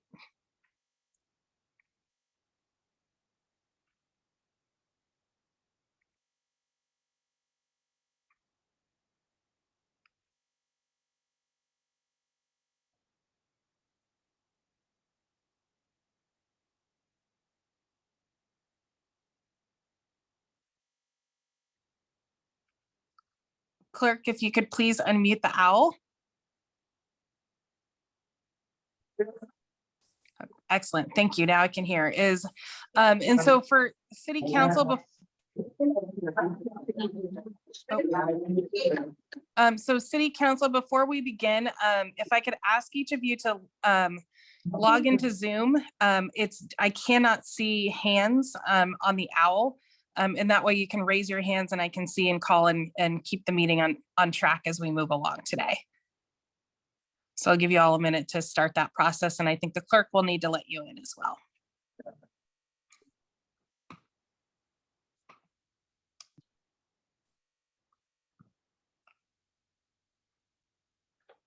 But in the meantime, we'll start and get going. I'd like to call the Duvall City Council meeting to order on Tuesday, September 19th at 7:03 p.m. If you'd all please join me in the flag salute and please rise. I pledge allegiance to the flag of the United States of America and to the republic for which it stands, one nation, under God, indivisible, with liberty and justice for all. Thank you. And clerk, could you please take the roll? Certainly. Mayor Overlander, Here, Mr. Isaacson. Here. Mr. Schaefer. Here. Mayor Pro Tem McHenry. Here. Mr. Mercer. Here. Mr. Supple. Here. Ms. Napoli. Here. Mr. Lovett. all right, we have a quorum. Does anyone have any additions or corrections to the agenda this evening? Mayor Pro Tem? Yes, a couple of things, I think. Look at my notes. We already completed the city administrator's report during our CAL meeting, so we can cross that off. And we were wondering, given public interest, if we could swap the finance and public art policies. So public art policy would be number 3, and finance policy would then be number 4 on the agenda. And also if we could add our city attorney's presentation on content neutral case law and government speech from the CAL meeting to number 1 under new business. Yes, and do we have planning commissioners in the audience? No, we do not. Okay, all right, unless there are no objections, that's perfect. So with that, do we have a motion to approve this evening's council agenda? So moved. Second. Moved and seconded, all those in favor, please say aye. I, All those opposed, please say no. Motion passes.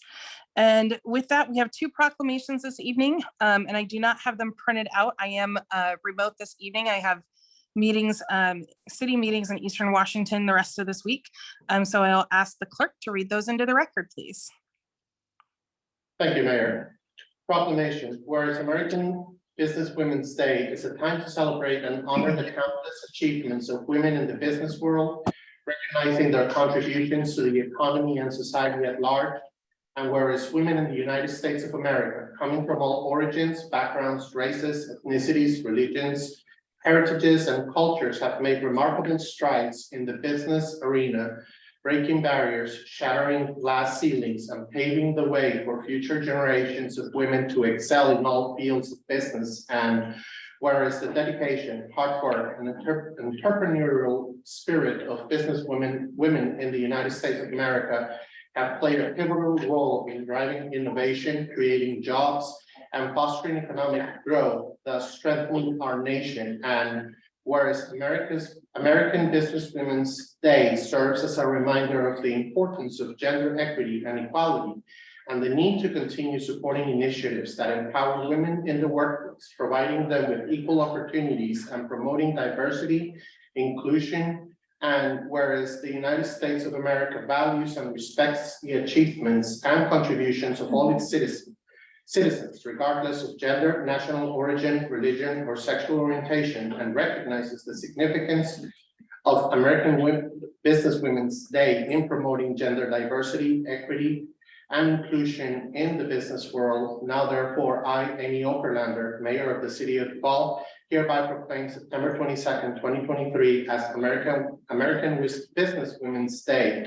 I encourage all citizens, businesses, organizations, and institutions to join in celebrating the achievements and contributions of American business women, recognizing their virtual role in shaping our nation's economic landscape.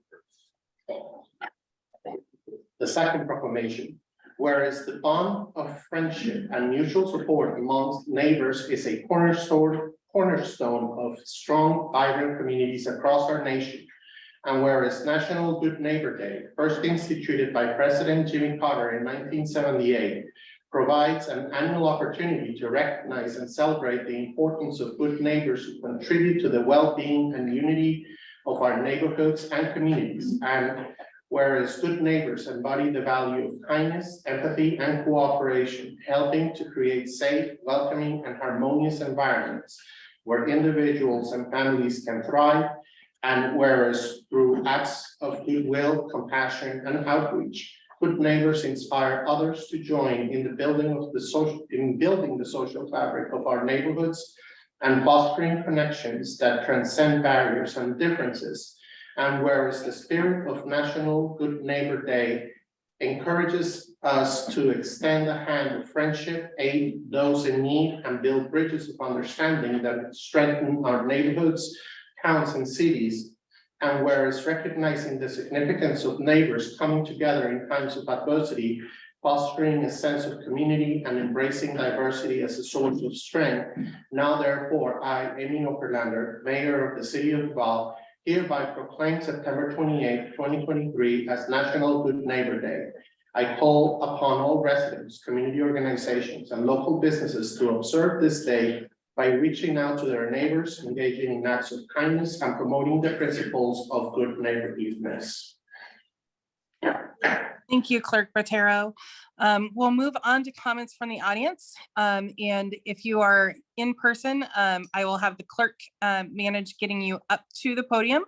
But in general, you'll be provided 3 minutes to speak. And we'll just add that you provide your name and city location. Anyone that would like to speak is welcome to approach the podium. Mayor, we have one person who has signed up to do public comment tonight.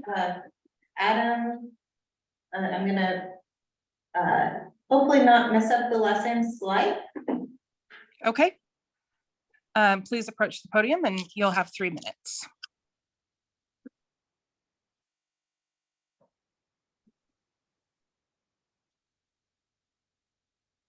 Couldn't paraphrase things the proclamation said, but I suspect that I agree with it. But I'm up here because it is discriminatory to allow just one group to display flags or art on public property.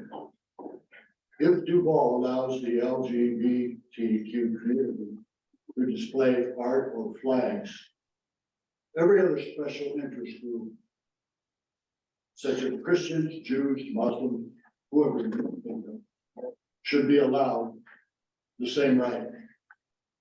Not allowing this discriminates and welcomes a lawsuit. I cite a case the Associated Press released on May 2nd, 2022. This case went all the way to the Supreme Court.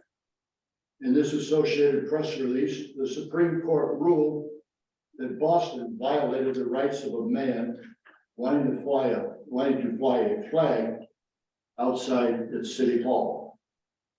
The case in question is, I hope I pronounce this correctly, Shirley versus Boston, 20-1800.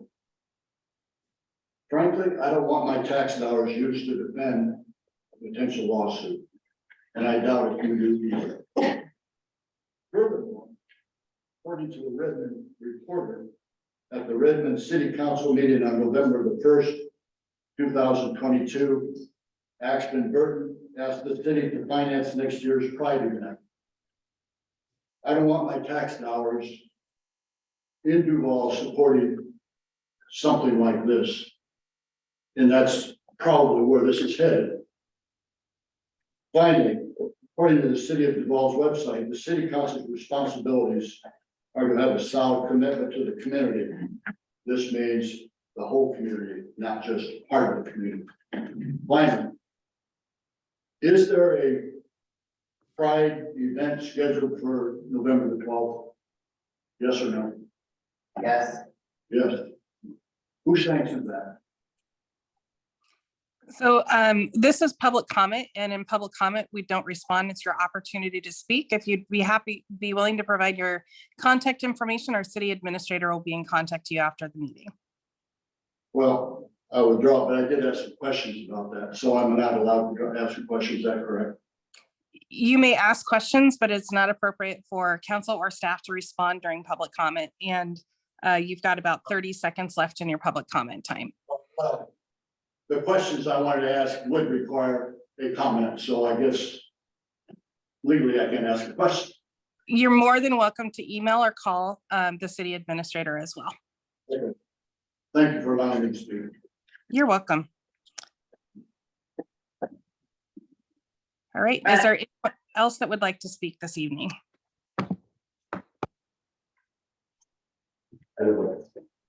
Mayor, we have another person in the audience who would like to speak.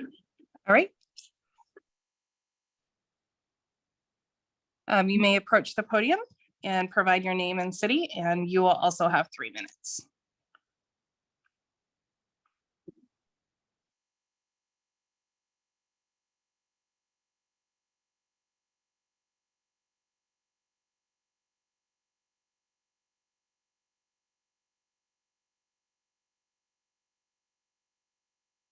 Hey, hi, my name is Michael Rifles. I live in Duvall.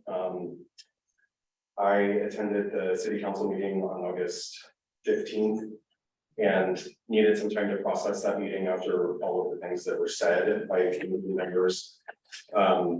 So after a couple of days, I chose to write a letter to all of the city council members and the mayor. I received 2 responses from council member McHenry and Schaefer, and I thank you for your thoughtful and compassionate responses to my email. When my husband and I chose to leave the city and move to Duvall, small town Duvall, we were nervous about how we would be treated as gay men living in the community. This is something, unfortunately, that we always have to think about. Our immediate neighbors have all been wonderful and accepting as we have settled in. We have seen an increased display of rainbow flags and other inclusive signage at homes and businesses in the community. Our biracial Black nephew who visits us often feels safe here. We have grown to love Duvall, and all of these experiences have given us a sense of safety and belonging in the community. That's first shifted about a month and a half ago when we had a white nationalist flyer with a QR code thrown on our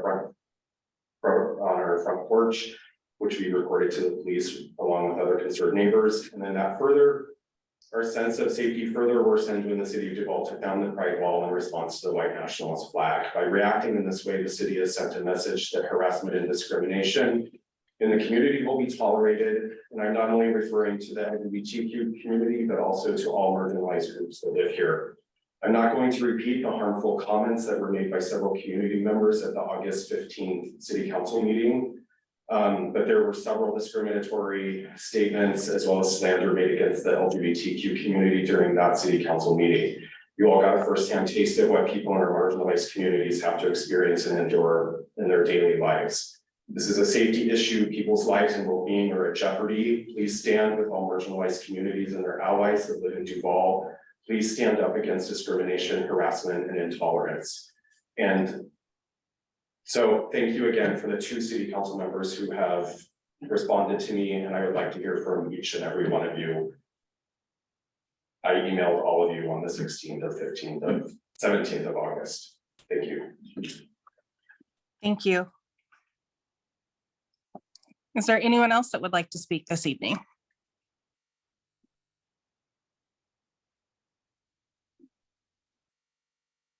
Mayor, we don't see anyone else in the audience who raised their hand to speak. All right, Clerk Botero, is there anyone online wishing to submit public comment this evening? So far, Mayor, nobody has raised their hand.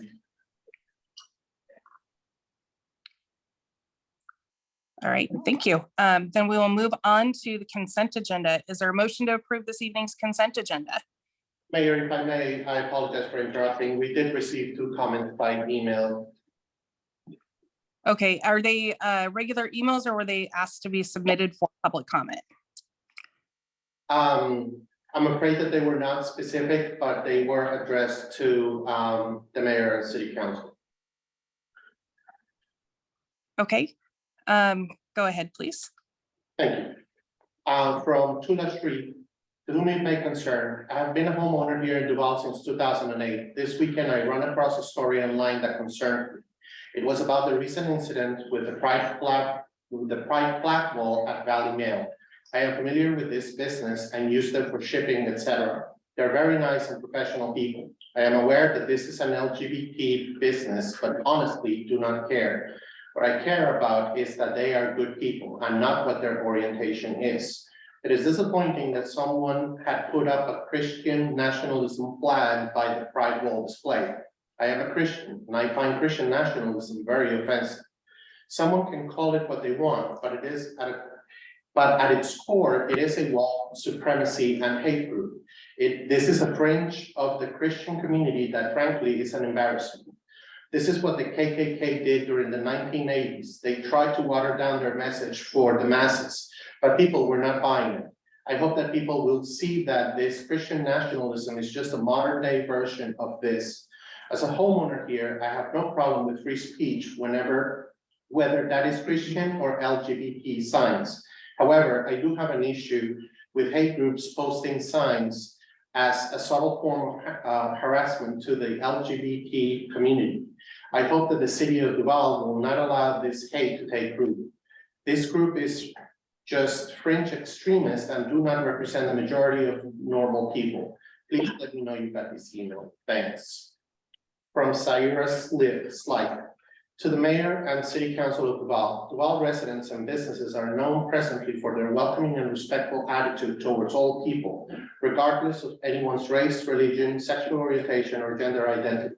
However, expressing that those who do not believe homosexual lifestyles should be a public matter are a hateful and intolerant group of people causes a large division among our community. Additionally, when you or any city leaders attempt to favor one group or over another on city-owned property, even more division takes place. Why are you proactively seeking opportunities with the LGBTQ+ community to honor their art and to find a place in our city prominently display their art? These promises were made in a city letter you sent out before you invited the public to come on August 15 and make our voices heard about this. This is a direct contradiction of your earlier intentions. It is your duty as our government officials to bring our town together with good decisions that reflect fairness and neutrality for all. For these above reasons, I am against displaying the pride flag or any similar art in our city. Syra Hills Life. Thank you, Mayor. All right, moving on to approval of the consent agenda. We'll move, Jacob. Second. All those in favor, please say aye. Aye. All those opposed, please say no. Motion passes. And with that, moving on to scheduled items, mayor's report. I know that there are some folks in the audience that are still awaiting email responses. I am very backed up on responding to emails and continuing to work on that. So please be patient.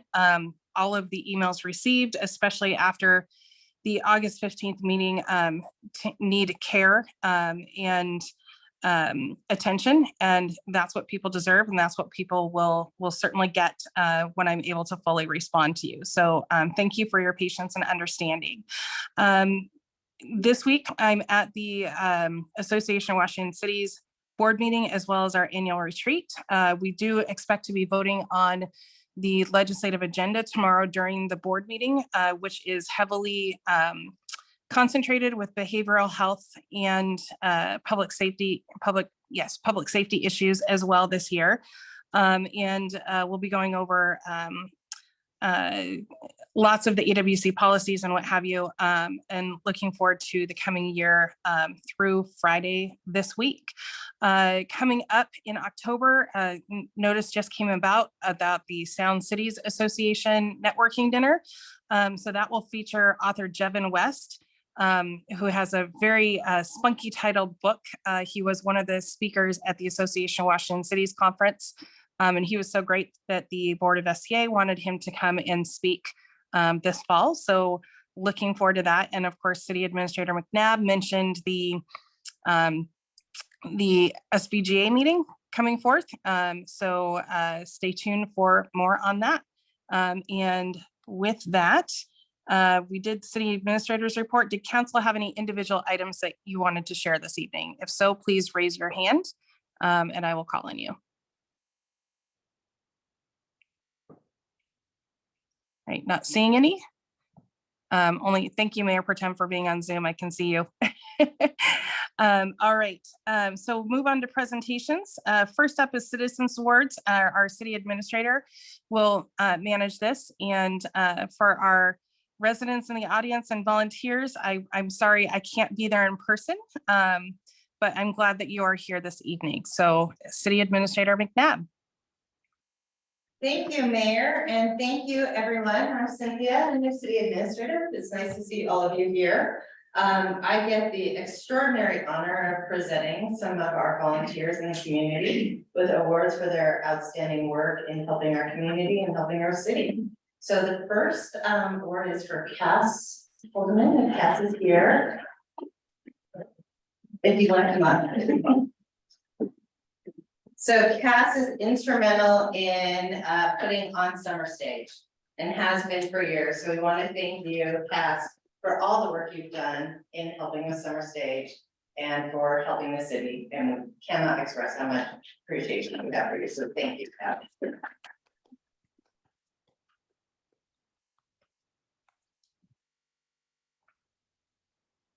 The second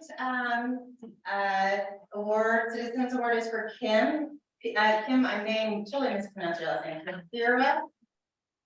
Is Kim here? Not here. Well, Kim is absolutely an important member of our community putting on Duvall Days. And without Kim, for years and years, we would not have the Duvall Days. So I want to thank and express her.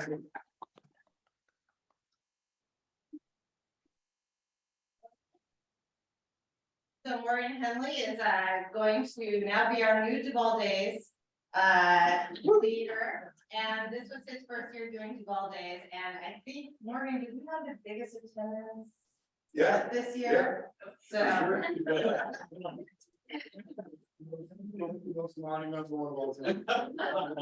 Thank you, Morgan. We really appreciate it. We appreciate all of your hard work in the future to come. And thank you for taking on such a big event too, on behalf of our It's an honor. As somebody who's born and raised here, this is a huge honor, so I definitely appreciate the acknowledgement. So thank you to council. Thank you, Amy. Mayor Amy. Of course. Thank you for all you do, Morgan.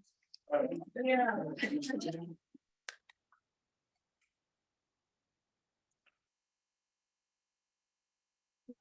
have two things for our outgoing civil service commissioner. So I'm gonna hand it over to the chief of police, and this red bag though is also from the city. So I'm gonna hand it over. Greg, you back there? Yeah. So those of you who don't know him, this is Ray LeVay. He was the principal of Cedar Crest High School, recently retired. Hopefully he's enjoying that. But that's one fun. Yeah. So Ray, in addition to being the principal of Cedar Crest, has also been our civil service commissioner for 23 years. So in recognition of your 23 years of distinguished service to the city of Duvall as our civil service commissioner, your dedication and commitment to your position provided an invaluable service to our police department and to the community. During your tenure, you showed great passion for law enforcement and its profession. Your ability to guide the commission set you apart from your peers and went above and beyond what was required of your duties. You exemplify the true meaning of outstanding citizen. Thank you.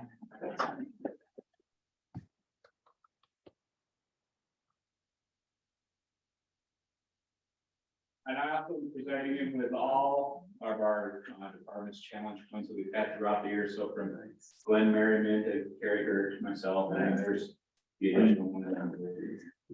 Thank you. Appreciate your help. We appreciate it. Well, what I did was nothing compared to what Chief Bach and his officers do every day. So seems very minimal compared to what you guys do for us every day. We appreciate that. This is your good. And I got the box for that. Thank you. Thank you. Thank you. And thank you to all for all you do for our community and every volunteer position that you do. So sorry to miss Kim tonight, but I think she knows how much we appreciate her and all of her efforts over the years. So with that, we'll move on to our next presentation for Acres of Diamonds with Jennifer Paddock, the Executive Director. So we have stuff that we brought, if you guys want it, just a little, Okay, I can do that. we got stuff. Thank you, and I'm here with John. John's gonna speak as well, he's the chair of our building committee. But I'm Jen Paddock, Executive Director at Acres of Diamonds. Most of you probably have heard of us. Many of you may not know Acres has been around almost 30 years now, and we were founded by a daughter of a dairy farmer in the valley. So Acres is an amazing legacy from Duvall. I've been at Acres now 10 years. It feels like about 4. It's gone very fast. But one of the things, so tonight I'm going to introduce a little bit about Acres and tell you a little bit about our project coming up. But the thing that I just have to say up front, because I feel it so strongly and so often, Acres is this amazing reflection of the heart of this community for folks who are vulnerable, marginalized, and struggling. And so I'm so grateful. I see all the time the community coming around our families. And in fact, a lot of peers will say to me, you know, sometimes people get afraid to have an agency that serves homeless families in their community. And they'll say, do you get respect? Do people, you know, come around and give you grief sometimes? And no, we never do. Instead, the community comes around us and they volunteer their time, they support us, they coach, we have budget coaches for our families, people that walk alongside our kids, and our kids are coming out of a lot of tough stuff and they walk alongside them. So the city of Duvall and this community in the valley is really reflected in what happens at Acres of Diamonds. This is something that you did. Our mission statement is creating lasting change for homeless moms and kids through a caring community. And we feel really strongly about that. For our families to ultimately discover their footing in community and figure out, you know what, these moms have a lot to offer. These are future women in business, like we celebrated tonight. And for them to discover that, they have to discover it in community, and your community embraces them. So I want to, on behalf of the hundreds of families you've embraced through the years, I want to thank you. You've made a huge difference in helping them find their footing and make a difference in the world. So thank you for that. So I wanted to just tell you a few things about Acres in case you didn't know. I won't go long, I promise. And then we're going to tell you a little bit about our growth plans, which is what this beautiful picture is down here. And Don's going to tell you a little bit about that because we want you as council members to know. So this is what we're dreaming about next and thinking about. I think it's important that you do know that. But first of all, in case you aren't familiar, people often think we're a shelter. We are not a shelter. We are a community home. And there is a difference. We're not an emergency shelter, but when families come to Acres, they come for 12 to 18 months, sometimes up to 2 years. And they get jobs and they get classes and counseling and case management and all of those pieces. Whatever that woman decides she really needs to get on her feet and get stable happens on our campus. Right now, 100% of the women who are at our campus are survivors of domestic violence. Prior to the pandemic, that was more like 60%. So we've seen a real spike, as you probably heard, in domestic violence. But when they come to Acres, we're a known address. So that's why I say we're not a shelter. By the time they come to Acres, their situation is de-escalated enough that they can be at a known address. But a lot of those women come from domestic violence shelters. Also, a lot of our women, but not all, are in recovery. So we do require sobriety because it's a community home and everybody's living together. We don't have any drugs or alcohol on our campus, and that's just for the safety of the families that are there. You also might like to know that we do help families who are not interested in our program. It's really important to us that we figure out what we're good at, do that, and then partner with everybody else. There's a lot of great agencies out there doing a lot of great things, and we can't all do it all. And so a lot of times when a woman calls, let's say that she isn't ready to be sober. Well, she still needs some help and some services somewhere. Or let's say that she isn't ready yet to go back to work. And that's part of what our program is focused on. Our intake folks are really good at helping them find that other place. Or maybe she doesn't want, our program is very rigorous. So they have classes a couple nights a week and all those pieces. And maybe she's like, you know what, that's not what I need. I literally need a roof and a place to stabilize her. And so we help her find that. So I did want you to know that it's really important to us. If you refer someone to us that we can't serve, we're really committed to helping them find that place because those women are calling around, they get phoneless all the time, and we want to be their last call and help them find that right place. We also serve a lot of our graduates. We serve folks whether they are a success or whether they struggle. In fact, some of our biggest success stories are women that have come a couple of times to Acres before they really got on their feet.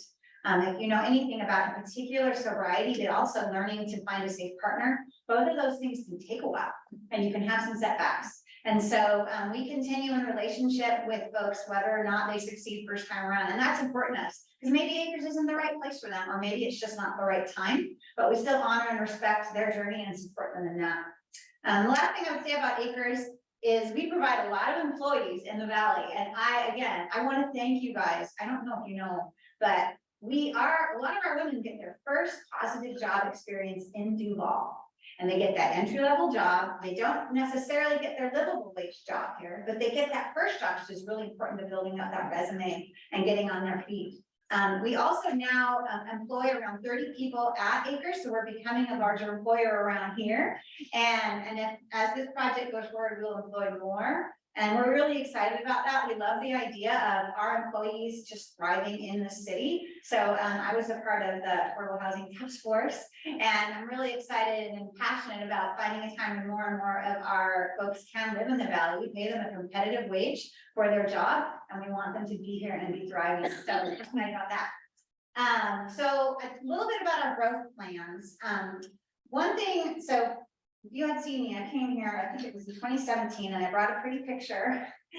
And we didn't build exactly what was on the picture. I hope we will this time, but you know, things change over time. But one of the things that happened along the way, you know, we sort of had a plan, we got started, pandemic happened, a bunch of things happened. But what was cool about that is it gave us this opportunity to really reflect on what do we do best and what don't we do best. And we have really learned that this community home is what we do best. And so our long range plan for our campus is to lean into that. And then right now, if you came to our campus, you'd see apartments. Eventually, our plan is to demolish those and just have community home housing on that campus, which is that first 12 to 18 months that a woman is with us. And the other thing, the biggest thing we're probably most excited about is we want to have a daycare.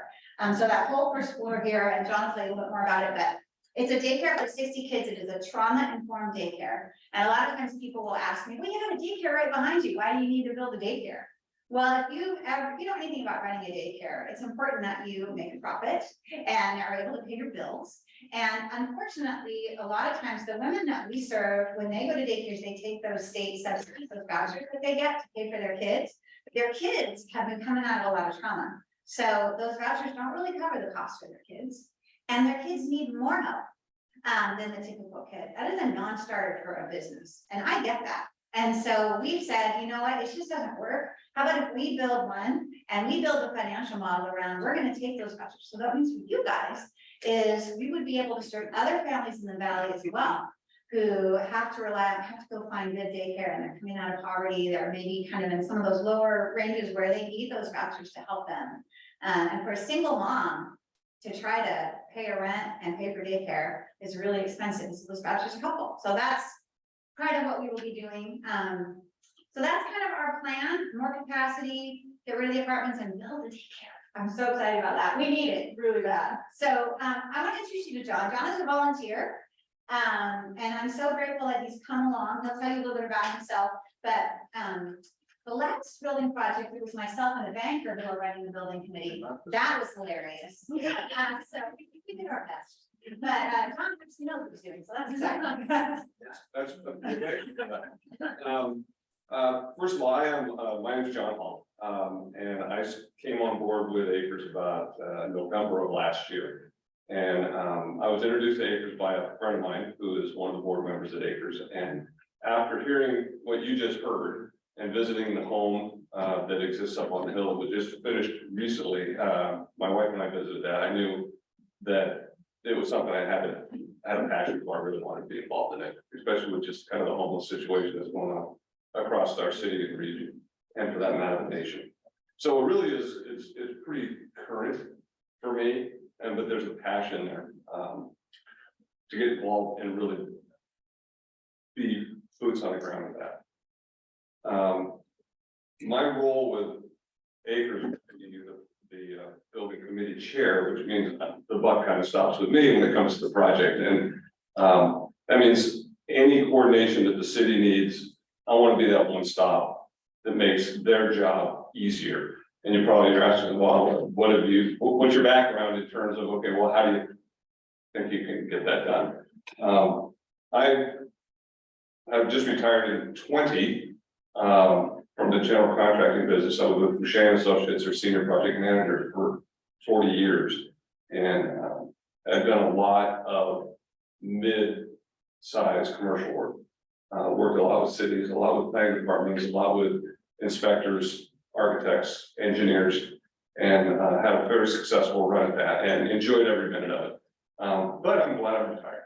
And what I said to myself when I was just about getting ready to retire was I wanted to give back. I wanted to use those tools that I have in some manner, and this just is it for me.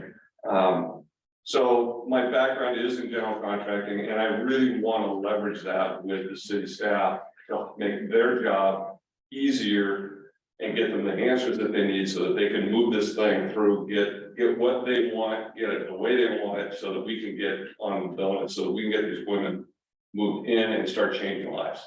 And that's my goal. That's my entire goal. So you're probably asking, you know, kind of what, we have a picture here, so what is it that we're really actually gonna be doing there? This is a fairly good representation, it's very current, we just got that done less than a few months ago. The project is on the same site as the existing home, and we're going to demolish the apartment building, which sits on the south end of that. Okay, so at the very hard end, there's kind of an open area in between where this building's gonna sit. We're gonna maintain the existing home, and then build this 3-story, 21,000 square foot facility, which basically does all of the same things that we're doing in the existing facility, with one major exception Jan alluded to, which was the trauma informed daycare down on the bottom floor, which is a huge deal for us to get that done. The apartment goes away, this goes in, all new site work, and all of the main road improvements are all getting updated as needed.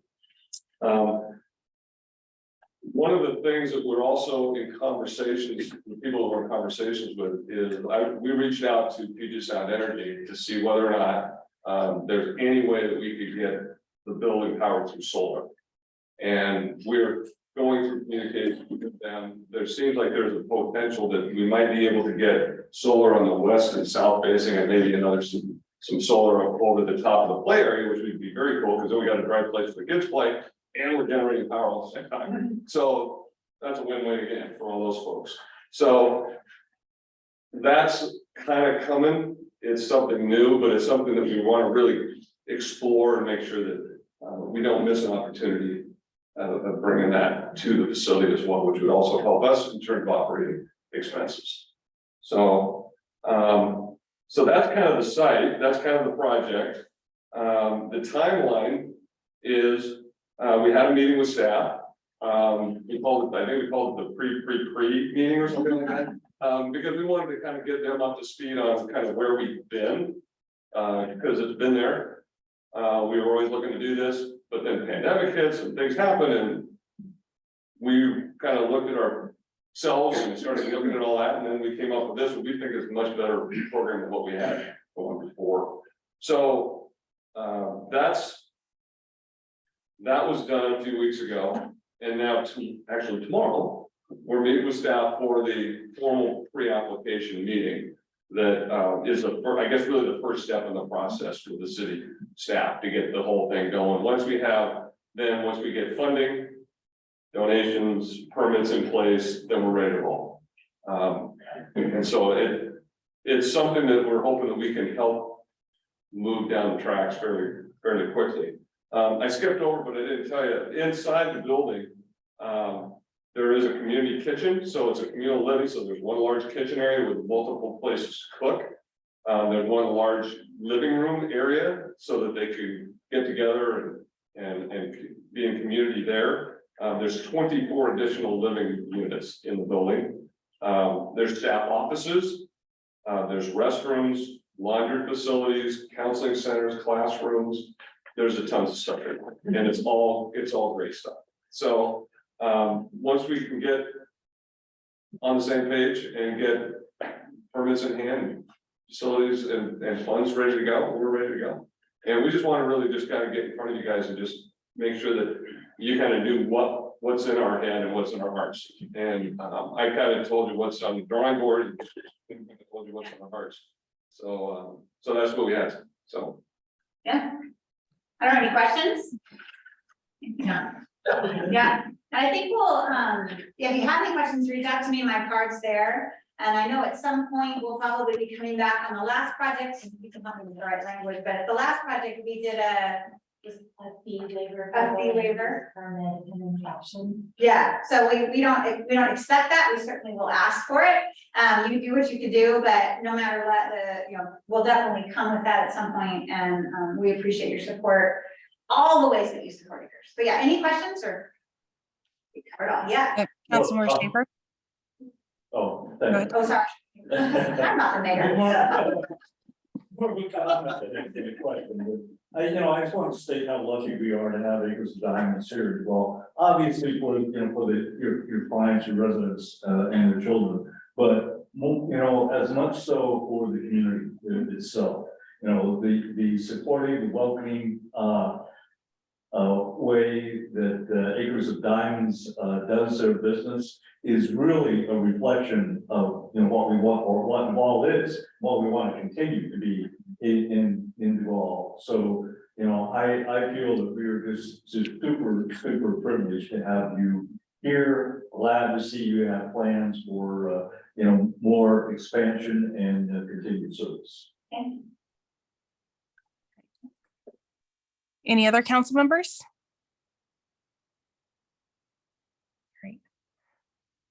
Well, thank you so much, Jen and team, for coming and presenting. Very exciting to see the progress. And as you know, I'm very thankful for all the work you do in our community for those women and their families and helping them get on the path to self-sustainability. So thank you so much for being here tonight.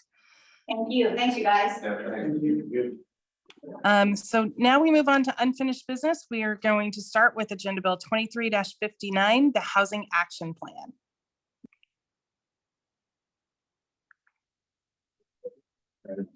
And this will be led by Director Thomas. Good evening, Mayor and Council and members of our community. Clerk, if you could pull up the Housing Action Plan that's the Atwell presentation. So this evening, it's a team effort. We're about 18 months into this project and we're almost over the finish line. So we're really excited. It's taken quite a bit of time and effort, not only by us, but our community and our consultant. And so I am going to bring up in just a minute, Cyrus Oswald from Atwell. Whoops, I don't know where it went. It'll come back. We made it through our planning commission council hearing. Planning commission last week did recommend adoption of the housing action plan. We do have a couple of questions that we received as part of the council review. So we wanted to go over those this evening. One of them will be on our an updated permit information that we need to provide, and we'll actually show you what a sample of that looks like. It just won't be the last pretty version. And then we're also going to talk a little bit about our gap analysis and land capacity and how they relate to one another. And so, Cyrus, if you want to come up and give that presentation, I'll sit over here. Well, hey, my name is Cyrus Oswald. Is it more convenient if I stand in the center here so it's better viewing, or is it over here the way? Yep. I've worked on this project for quite a while now. Thank you so much for having me here to kind of explain some of these questions that we got. If you wouldn't mind advancing to the next slide. So we received a question about building permits over time, just to get that out of the way first. We used information from the Puget Sound Regional Council as advised by the Department of Commerce. It was pointed out to us that some of that information was quote unquote unavailable from SRC. So on one of the pages, there's a graph of permits over time. This is information that we got from city staff today. So in the existing version that's probably in front of you, it'll show 2016 to 2018 as 0 permits. Obviously, that's not representative. This is information that would be replaced with per your revision. Next slide, please. So now I'll kind of get into the gap analysis, land capacity analysis, which we received some questions on as well. For a lot of you, this might be kind of boring and too detail driven, but I think a few of you might be very interested in this. So I'll try to keep the right level of detail for everybody. But first, I'll give a little bit of context as to what the housing needs assessment is, how these things play into it, et cetera. Next slide, please. So the housing needs assessment is sort of the data side of the housing action plan. So there's a lot of work that goes into the housing action plan. Housing needs assessment is just a slice of it. There's also an extensive public engagement effort. There's policy analysis. There's all sorts of other things that play into it. The gap analysis and land capacity analysis show gaps for specific housing groups. So the goal of these two things is to give better context for policy writing and for decision making. Another H&A was done for the whole Snoqualmie region, which you might have seen before. They used a different methodology and they had a different goal than finding these specific housing groups, and thus they had different results. Next slide, please. Again, the goal of this is to provide information to write housing policy. So none of these things on their own, that being the housing needs assessment or the gap analysis, land capacity, or any of these other analysis are like the final deliverable. It's all information that provides context to make decisions with. Next slide, please. An important kind of foundational document that we used to create this was the King County Urban Growth Capacity Report. Its title page is on the right side. Some of you might have read it in your spare time. The key note as well about timing is the 2021 Urban Growth Capacity Report, which was actually only ratified in 2022, was written in 2020 using data from 2018 and 2019. Right, so here we are in 2023, and it's worth acknowledging that we are using information from 2018 and 2019, 5 years ago. In the gap analysis as well, this report provided the housing unit 2044 targets. Next slide, please. Here is a page from this extensive document, which I just want to call out. This is where we got the total growth number for Duvall. So 890 is the number of housing units that Duvall is supposed to plan for between 2019 and 2044. Next slide, please. In the gap analysis, the H&A tries to kind of create the total housing target that we're looking for. The H&A, it's worth noting, does not consider permits in the existing pipeline, which would be 2019 to 2022. Rather, it found gaps between housing that was existing in 2018 and looking towards 2044. The H&A determined the total number of housing units by adding the total number of 2018 housing stock to the housing growth target. So as you can see with the big red equation up there, we take the 2018 housing unit number, which we get from the Office of Financial Management, Washington State. It's 2668, 2018. We add that 2044 growth target, which comes from that document I was just talking about, the Urban Growth Capacity Report. And that equals the headline big number 2044 housing target that Duvall is supposed to plan for, 3,550. Next slide, please. House Bill 1220, which I'm sure a lot of you are pretty familiar with, requires jurisdictions to plan for every income level. And the gap analysis is really the data side of how that's done, how every income level is planned for, kind of accounted for.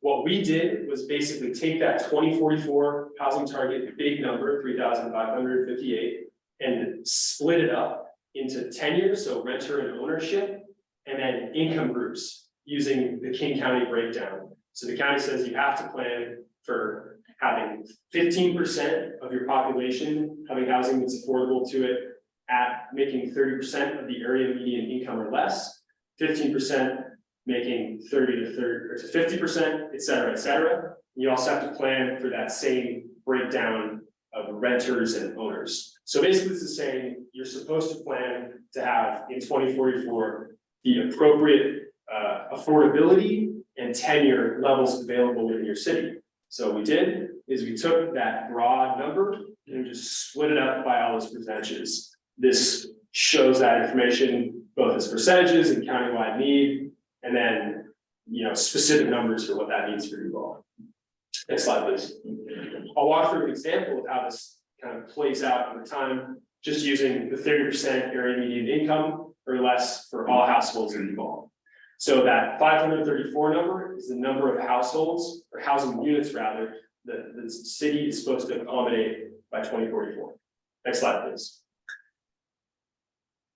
So how we find the total housing need that we need to plan for between now and then is we take that 2044 total housing unit need number, subtract the existing housing that's affordable to that group that currently exists in Duvall, which we got from the Department of Housing and Urban Development Comprehensive Housing and Affordability Strategy, or HUD-CHAS, for a fun acronym, data, and then subtract one from the other to find the total housing need.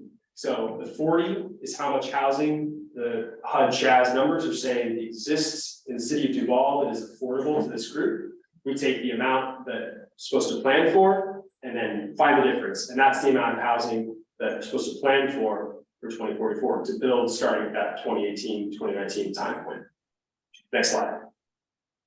We do that for every income group, both looking at that 2044 horizon and looking at existing need. So on page 75 of the Total Housing Action Plan, you'll find this table, which outlines that for every income group, units to own, units to rent.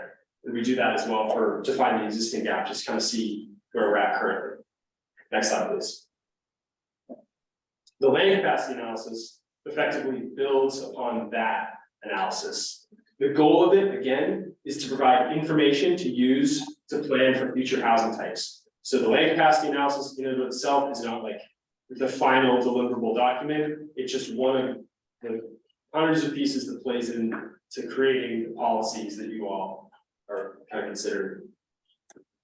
To find the land capacity, we start by adding those 2044 gap income groups grouped together by tenure to find future capacity needs. So when you add those all together, we find that you have a 627 unit surplus for owned units. So basically, if we look at what you're supposed to plan for between now and 2044, there will be 627 extra units available as like owned units. And then on the other side of that, looking at rental units, there's a 1,500 unit deficit. So looking at that surplus and deficit, in total, there's 873 future needed units. If you compare that to the overall needed units number that we started with, the 890 that came down from PSRC, you might notice there's a 17 unit difference. You might ask, if you're a discerning listener or reader, where did that 17 units come from? That discrepancy arises from the rounding that's used within the HUD-CHAS housing affordability data. So when they do that, they're using numbers from the American Census or American Community Survey, which in turn is using Census Bureau numbers, and they have some rounding procedures in there that make it a nice round number, like we have 40 units affordable to this group, just to address it. Those two numbers in bold, the 627 and 1,500 units, represent the needed changes between the current 2018, remember, housing unit and the 2044 housing needs. So that's like the number of units that are expected to be needed based off where we're at today. All right. Finally, we then use the urban growth capacity report numbers to find the total zone capacity that exists in the city. Next slide, please. Here, we go back to that urban growth capacity report, and then you can see in the bottom right the overall number, and hit the next slide. Here in the red square, that's the housing capacity in Duvall by the density level.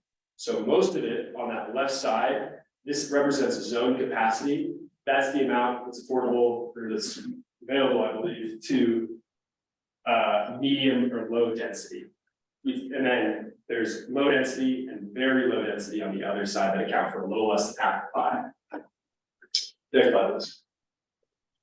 Assumptions about those numbers of zoned available housing units. They're just key to note. We're assuming that low and very low density means single family residential.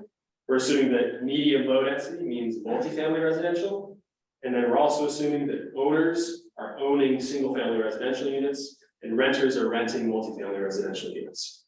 So we take those overall like zoned capacity numbers and compare them to the 2044 projected needs that we were talking about in gap analysis to determine the capacity differences. Again, this provides additional context in what to plan for on the 2044 horizon. So we're basically looking at who are we supposed to plan for, and then what do we have available in the city? What's the mismatch? If you go to the next slide, this is what we came up with. So on the left side, you can see the capacity remaining in unit type per zoning, and that's coming directly from the urban growth capacity report. Then on the right side, we have the 2044 projected need. That's, again, the number of people that we expect to need housing for in these types. When we compare them, you can see that there's, there's no need really to plan for single family housing, but there's a huge deficit in terms of multifamily housing. Then if you take those two numbers and like add them together to get total projected need and total capacity remaining in unit type or zoning, this analysis determines that there is a higher projected need than capacity remaining. Thus, we say there's a deficit of zone capacity. This differs from the Snoqualmie Valley Regional Housing Needs Assessment, which used a different methodology, looking to find a different goal. They were looking at overall zone capacity, as opposed to ours, which was really, as I hopefully elucidated, breaking it down into those different stratified groups to create actionable information to plan with. Next slide, please. A couple key points, just to go back over it again. The goal of these analyses was to inform the HAP policies. This doesn't really represent the end product. The end product are those policies that are in the housing action plan and probably reviewed. Again, these analyses provide data stratified by income group and tenure. That's really the meat of it. So we can look at what populations are we underserving and how can we better accommodate them in the future. Again, this also differs from other analysis due to differing sources. We used all the sources that I noted earlier, different methodology, because we had different goals. And then finally, worth noting as well, we did not, as I mentioned at the beginning, we did not use pipeline permits throughout. This is just using like the publicly available data of, Office of Financial Management says you have this many housing units right now. You go to the next slide. Thank you very much for your time. I'll take any questions for example, unless one wants to add. No, we can go over those questions and then we'll go through another slide, show that some other pieces that we're trying to finish up. It's short, yeah. It is. Seems like everyone's still awake.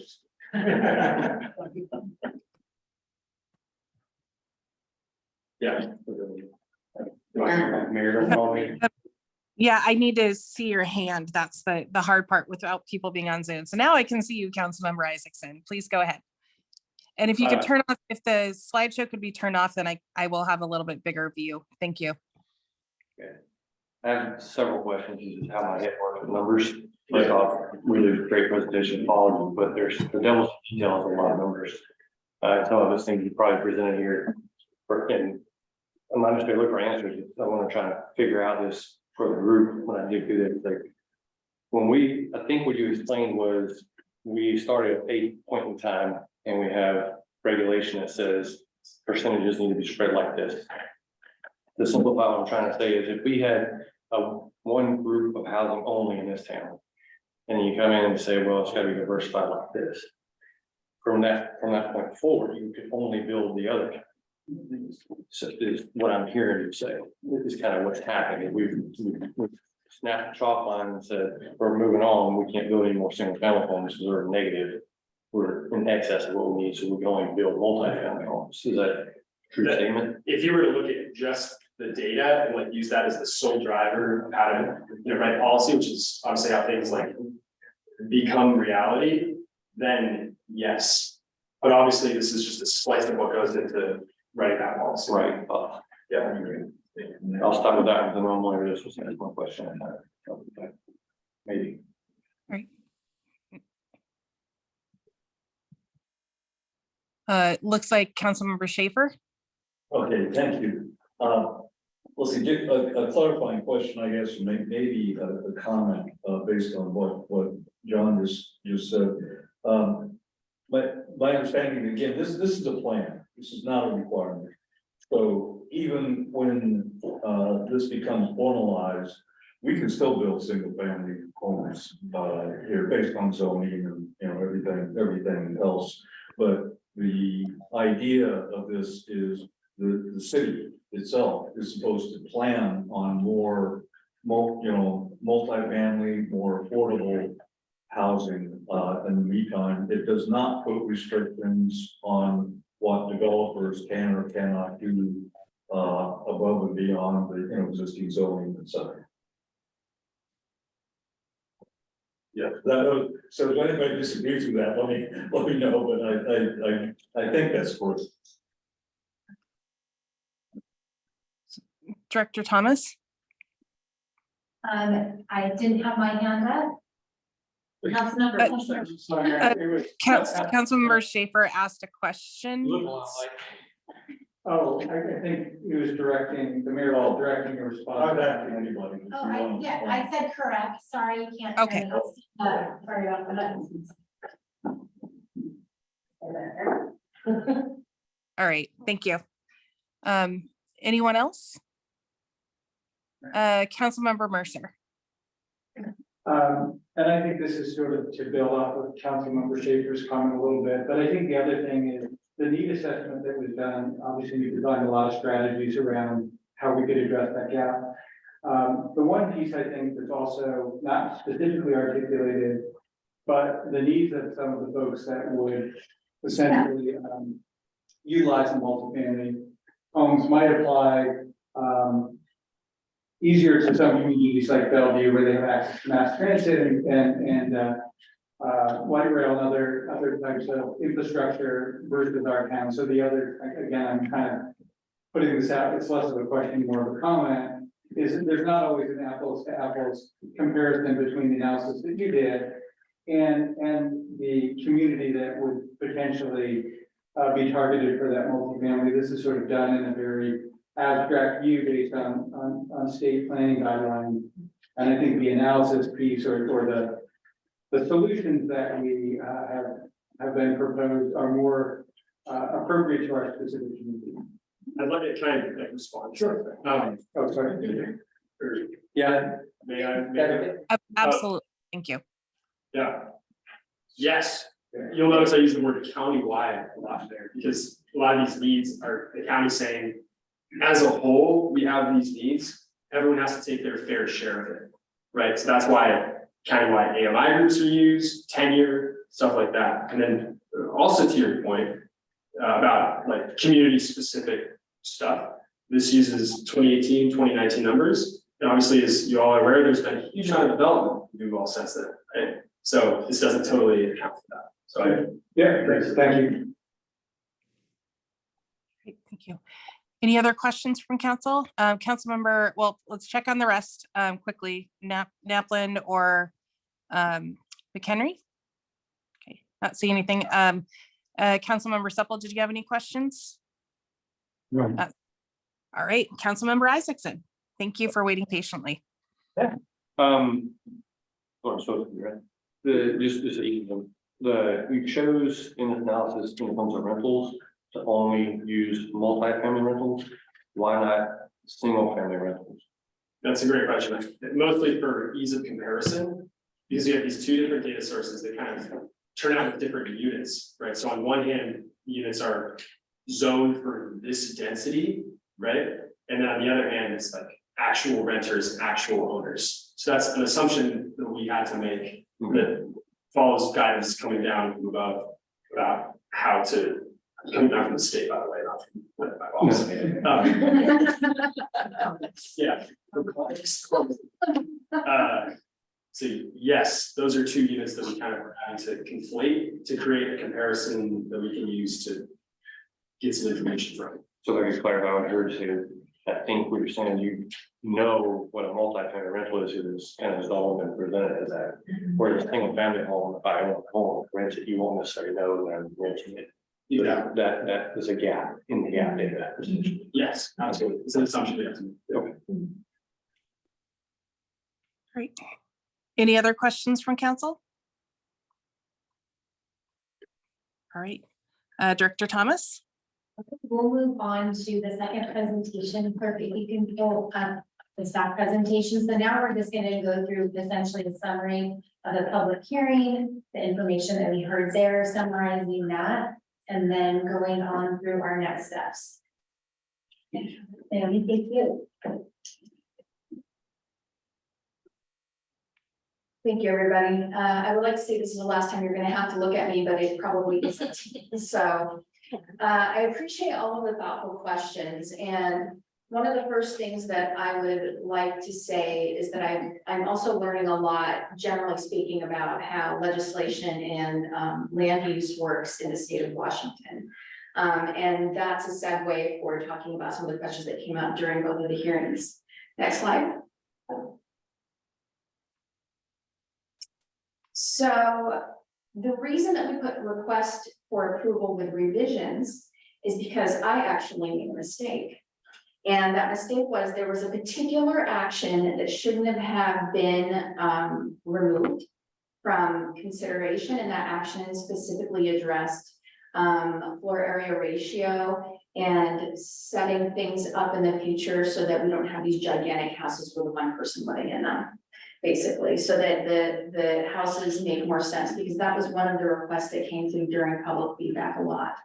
And so that's something that we would amend later on. And we wanted to make sure that we were completely transparent and informing you that it is an error that I made and that needs to be corrected, but we were hoping that we wouldn't have to delay the adoption to make that correction. But instead add that to the record of the meeting tonight as it being included and acknowledged as a part of the adoption. So for those that are here for the first time and hearing about the Housing Action Plan for the first time, this will be new, but I'm going to be very brief to save everyone time. And then, and for those that have been at every meeting, this won't be new to you. So one of the things that I do want to comment on really quick is during the public hearings, we gave the option for people to review any information that we had at the time, share any concerns and questions, which it does work the way it's supposed to, because we did get questions and we did find something. So it does work. And then I'm just going to take you through the Housing Action Plan very quickly. Next slide. There is a colored bound copy that's sitting right next to Councilmember Schaefer. And if you would be so kind as to pass it around so everyone can thumb through that gigantic document and take a peek as I'm speaking. We had 2 public hearings. Those can occur either in a joint session, which we weren't able to do, so they happened twice. Both of those hearings, the public is invited to comment. And then in both cases, the Planning Commission and the City Council listened to public comment and discussed the proposed document. There was some written feedback, some concerns were addressed at the Planning Commission public hearing, and then there was no general opposition noted in either one of those hearings. And there appeared to be, at least for staff, that there was general consensus moving forward with what we had proposed. Next slide. So the one thing that I want to really clarify, and I think everybody here does understand this, but just for the record, I want to say it one more time. And that is that the function of this almost 500-page document is to serve more as a framework.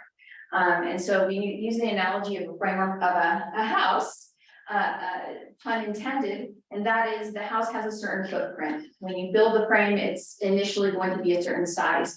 If you're going to be, when it's done being built, you put furniture in it, the furniture goes inside the house. So there's a general idea of what your house is going, how big your house is going to be. Next slide.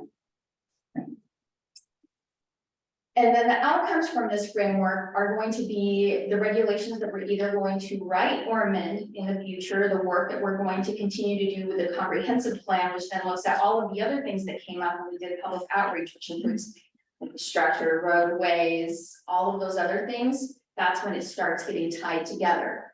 But once that framework is built and accepted, that's when we start finishing the house, designing the kitchen, building a very organized, color coordinated closet. And those very specific items is where we start looking at setbacks, when we start looking at very specific types of housing, when we start really specifying what we want to see as a city here. And all of the language that you see in this document serves more as the framework within to be creative and build what is appropriate and what people want to see here in the city. Next slide. That's slide. Oh, perfect. Well, the last slide I had on there ended up not on there. So, does anybody have any questions at this point?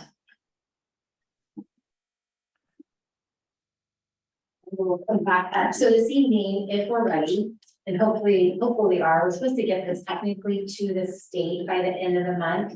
But we're so close that if we need to email Commerce and say we need one more touch to come back and place the one item on the 4A ratio back into the document, we can do that. But we're also gonna replace the one illustration for the permit data as well. So those are the two changes that we could make. I just want to confirm with Daniel, would that suffice if we're replacing 2 pages? Yes. Okay, So the motion should note I that. know that. Okay, thank you. So I think, Mayor, we are ready for our hopefully final discussion. Excellent. Council, any questions or feedback? Or are you ready to make a motion? Councilmember Schaefer? Thank you, Mayor. I know many of you have heard me, speak out against the state regulations and express my unhappiness with them. However, Laura and her team have done an absolutely excellent job of capturing the housing action plan in a very, very thorough and easy, even for somebody like me, easy to understand manner. And I very much appreciate everything you guys have done here. So thank you. Thank you, Councilmember Schaefer. Anyone else, or would someone like to make a motion?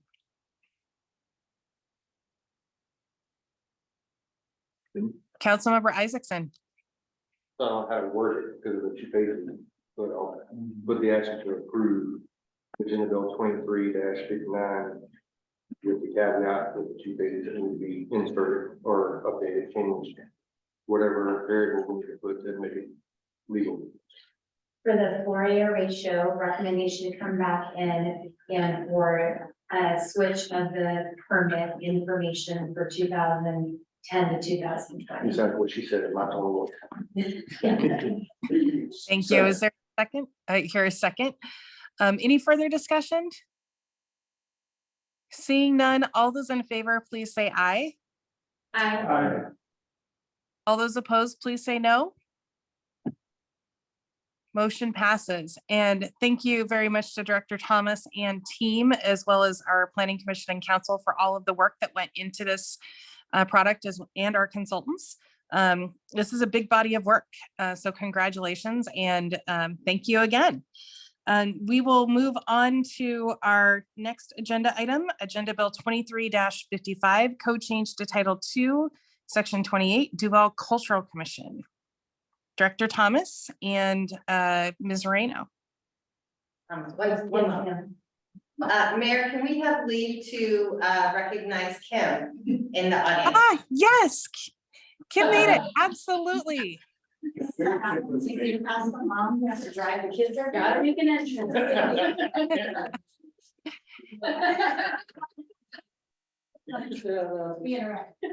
Well, Kim, thank you so much for all of your help with Duvall Days over the years.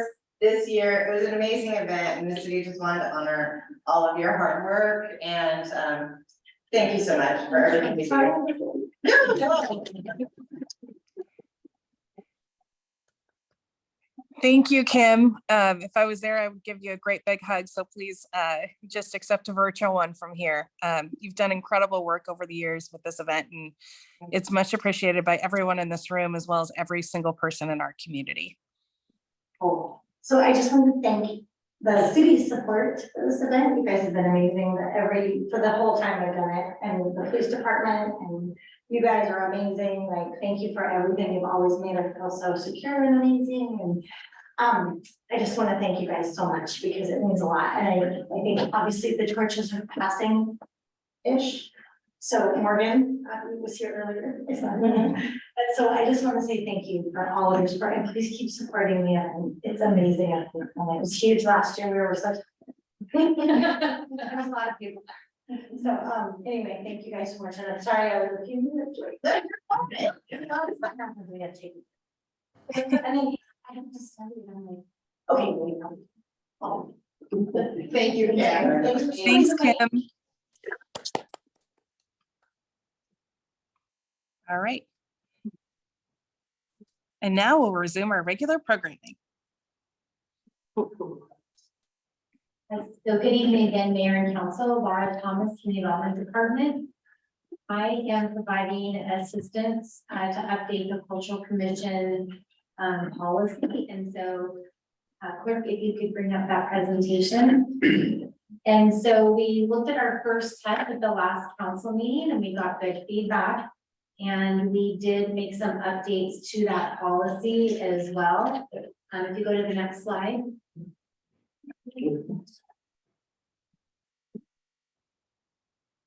So we did update it and hopefully you saw it in your council packet. We provided a clean version and a comment version. I do realize that we had to provide an update to the comment version yesterday. So hopefully everybody got an opportunity to read that. And anything that we've updated language-wise since the last meeting, I highlighted in yellow.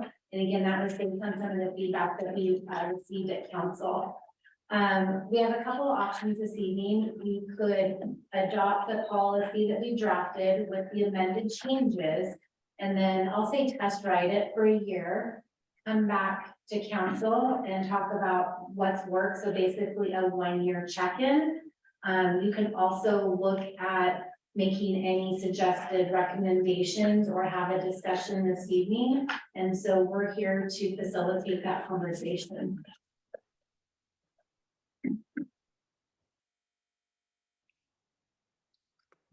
All right, and if we could put if council doesn't need it, if we can take the presentation down so I could see the council better, that would be appreciated. All right. I'm not seeing any hands from council. My recommendation would be to approve as written and do the 1-year check-in, as we definitely want to get this up and moving. And I think that city administrator has done a fantastic job in updating the policies for the Cultural Commission. Council or City Administrator McNabb. I just want to be clear, I do not want to take the credit for this. I really want to give the credit where it's due to Director Thomas, so. Yes, then thank you. Sorry, it's a little difficult. We have so many policies going on. It's also difficult to keep track of who's done what. So thank you. So I would recommend approving as Director Thomas has drafted with a 1-year check-in, as is common for big changes. We do have a question, Hannah. Okay, I can't see it. Naplin. Councilmember Napland. So, and what I'm hearing is you're disregarding any of the suggestions that were made that we were told to turn in edits, and we're just discarding those. And so council, the administration does not make changes to policy without council discussion. So there were no decisions at the last meeting. Council was asked to submit edits. Director Thomas just made some recommendations and options. I provided my recommendation to the council. Now council can discuss. okay, I thought you were suggesting that we bypass any further suggestions and just adopt. I thought and that we wouldn't go through. That's my recommendation, but it's council's discussion. So I provided my recommendation. That's all. Now it's time for council to discuss and make your decisions. Okay, I was a bit confused. Okay. I mean, I'd like to go through them because there are some significant changes that were suggested in kind of the purpose of the group and the powers and duties. It's always been an advisory capacity, and it seems like there's some pretty dramatic changes that looks a little bit different. And so I guess I'm curious how other council members feel. Did you want to go McNabb? to the other? if it would be helpful, we can walk through in the same manner that we do, that we start with finance policy, we'll do the same with the public art policy, go through each of the suggested changes, get a nod or support from council. And then we could potentially motion to approve as amended after we go through that process, which is similar to a process we've done with other policies, other code changes and ordinances, if that would be helpful.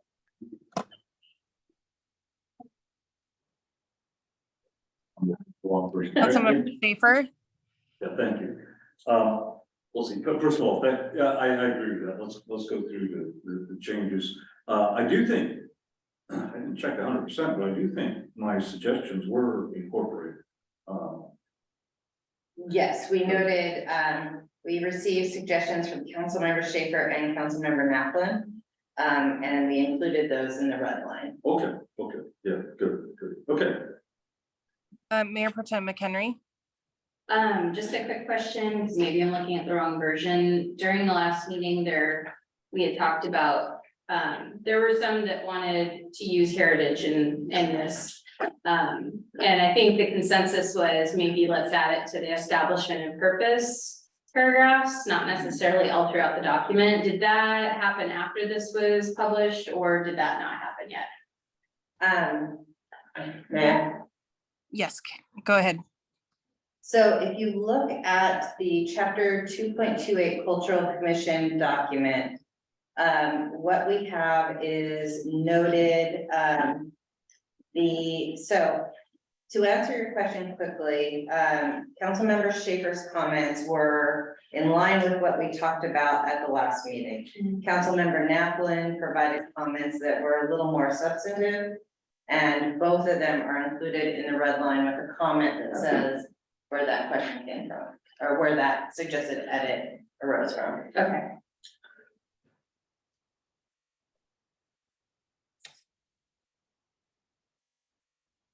Do you want me to just speak, or I don't think everyone can see me now? So if we're going through it comment by comment, I would ask either City Administrator McNabb, to go over that document line item by line item, just like we did with the financial policy in committee of the whole. Does that work with council? Yeah. Okay, well, Mayor, do you mind if we suspend some formality just as we're trying to work through this? Yes, absolutely. Okay, so under the first provision, which is establishment, there was a suggestion from Councilmember Naplin under 2.28010 to add purpose. So I'll now read establishment and purpose with the suggested change to integrate concepts from existing Duvall Cultural Commission documents such as preserve and expand art, culture, and heritage to achieve a unique community identity and strong economic vitality. So it would be in addition to that part A that reads, the Duvall Cultural Commission, hereinafter referred to as the DCC, or the commission, shall support artistic creation, education, participation, innovation, and partnerships which showcase, enhance, and enrich our community through the visual, literary, and performing arts. So the suggested edit is to add to that paragraph with integrating concepts from existing DCC documents.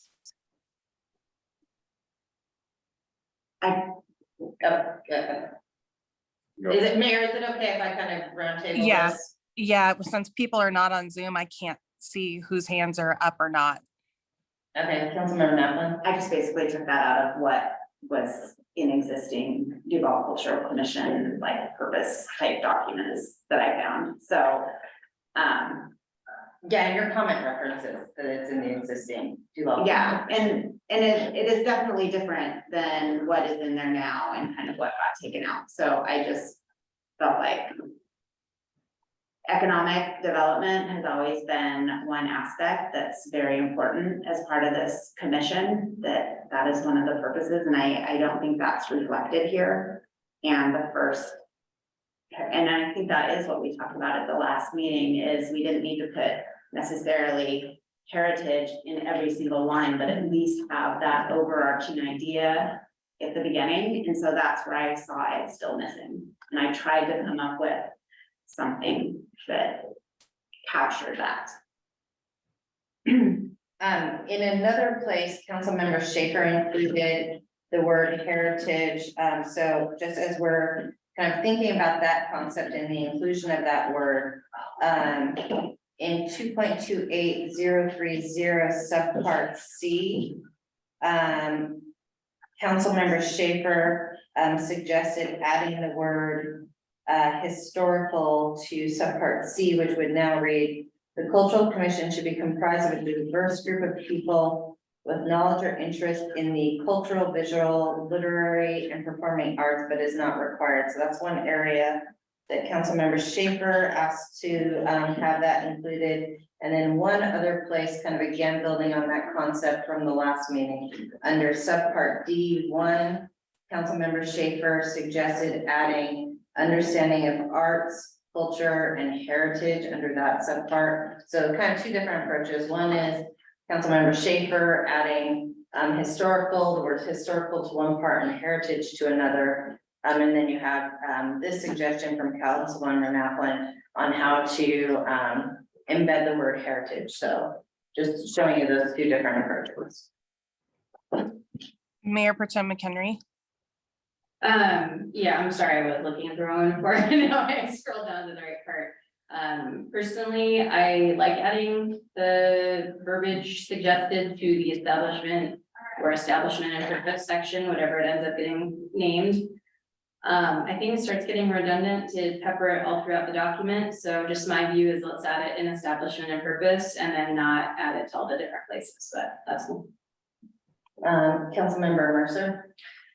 Yeah, similar, thoughts. I obviously missed the last meeting, but reviewing the comments, I think one of the areas that, that this really helps with and adds some value is even when we get into the art policy conversation, we talked about the use of overarching themes. And I think this is what it really captures. It's not necessarily prescriptive, but it provides some, not even guardrails, but general guidance in terms of directional for the commission. I wouldn't again want it to be prescriptive. We have to have this and this and this, but it's really some general guidelines. And I think that sort of helps inform the commission and sort of what their mandate is. So I also like the language, but again, I don't feel that it needs to be repeated throughout the document. The purpose of that establishment and purpose is to sort of set that tone for the rest of the document. Councilmember Schaefer. Yeah, no, and I like what what was just suggested. I do really like the words at the establishment. Preserve and expand art, culture, and heritage to achieve a unique community identity and strong economic vitality.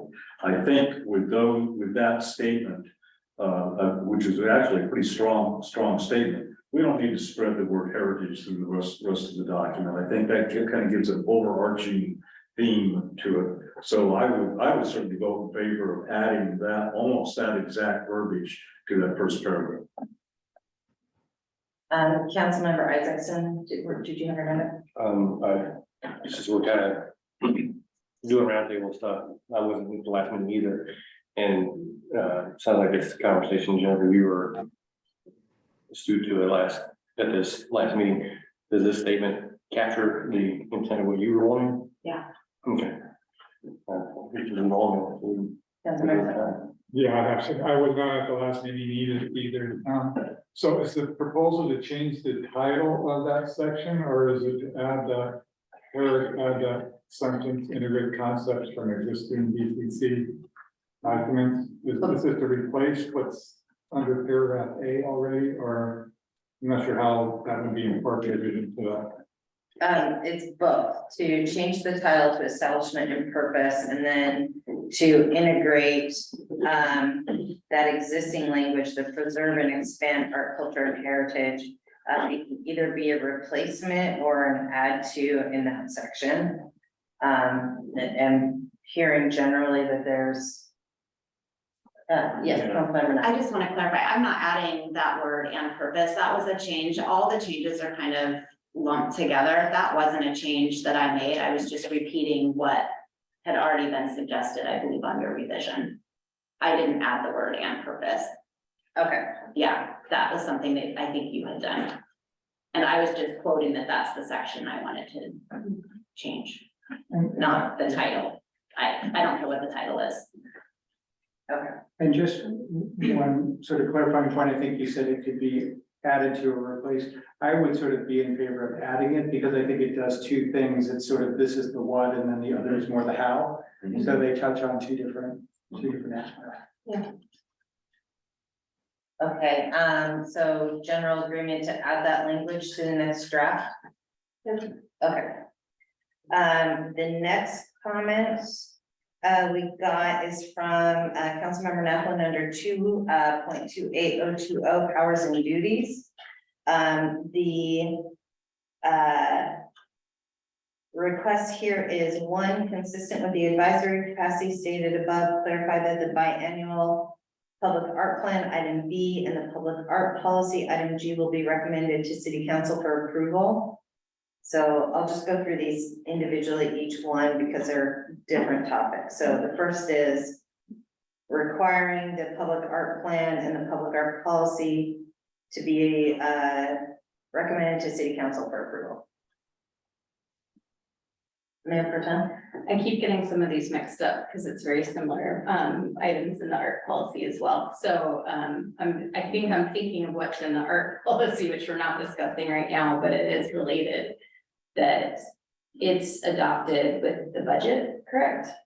Correct. So I think it's implied that it does get approved through us, but it's just not written out that way. But it's, you know, it would be because it goes through the budget process, so I don't know if that helps anyone else. It's just the language isn't used consistently. Sometimes it says it and sometimes it doesn't, so it might imply, someone might then think that because you put it one place and didn't put it others, yeah. It doesn't hurt to add it, though, right? This is the intent, Mayor, too. Oh. The intent of the budget and having it here, they're not conflicting, they're saying the same thing in two different documents. I don't know if that's a question for me or. So currently, ordinance does not have the specificity that the public art policy will have. The public art policy has a section on how the cultural commission will bring a public art plan and how funding public art will be managed through the budget process. I guess, and that statement that was recommended doesn't conflict with that, it doesn't stop that from happening, right? We'll just need to make sure as we go back to the public art document that they Align. match each other, that they align. That's pretty my motion. Okay. Consensus on adding that section? Yes, Yeah. okay. Second, add back duty that includes aspects from the deleted item B that describes DCC members participating in promoting or assisting with events and programs. So we, when we first brought this to council, we struck out subpart B. Councilmember Naplin is requesting to put that back in. Mayor Overlander?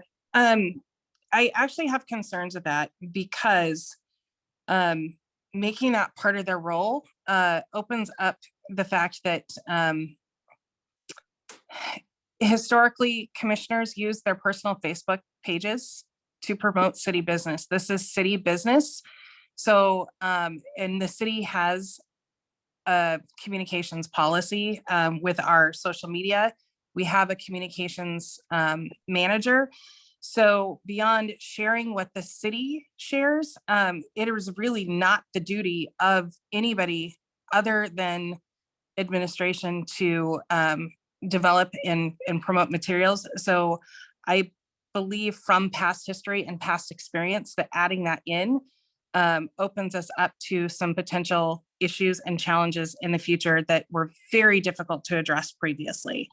So I don't know if Daniel wants to weigh in on the public record side of it. We could develop a much more tight policy. However, we don't ask any other boards or commission members to advertise city events personally. It's one thing to pass out flyers, but if there's going to be something added in to celebrate that, it needs, or to promote that, it needs to be very, very tight to ensure that only city resources are being used for that type of promotion. That's just a big concern based on some of the ways that the commission previously operated. Councilmember Supple? Yeah, are DCC members, prohibited from assisting with events or programs?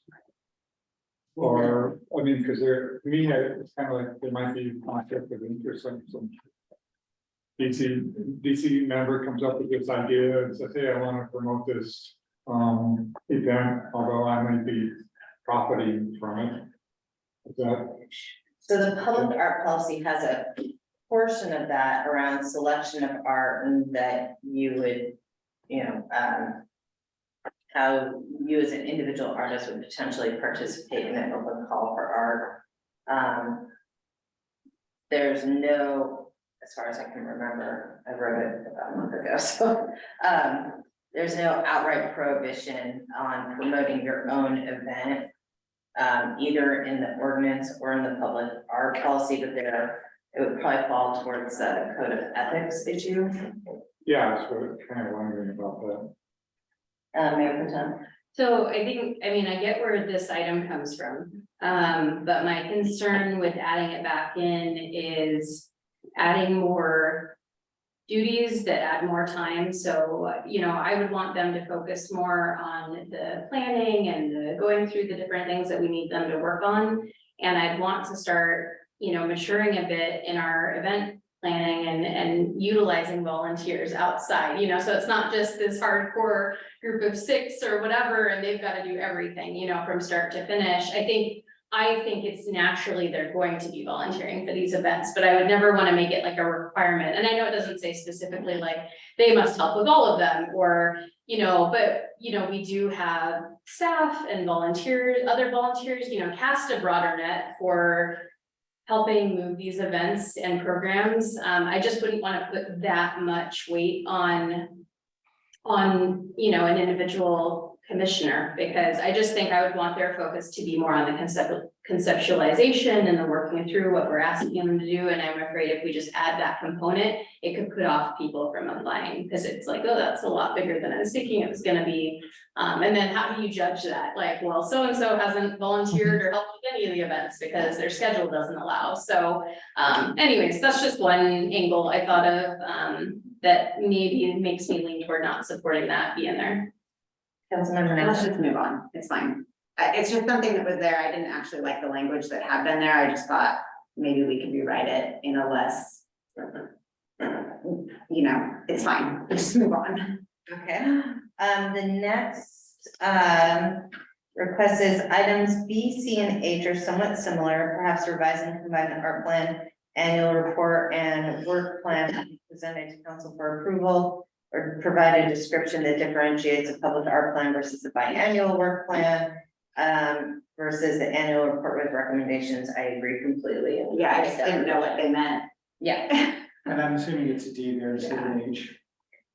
H has the public art policy. Oh, I'm sorry. They go Oh, I'm pretty sorry. deep, but I had to go back and do like, I see it, I see it. yeah. Yeah, we'll make that, and so the next revision you will see will have more clarity on that, and it should be public art policy, a biennial work plan, Yeah.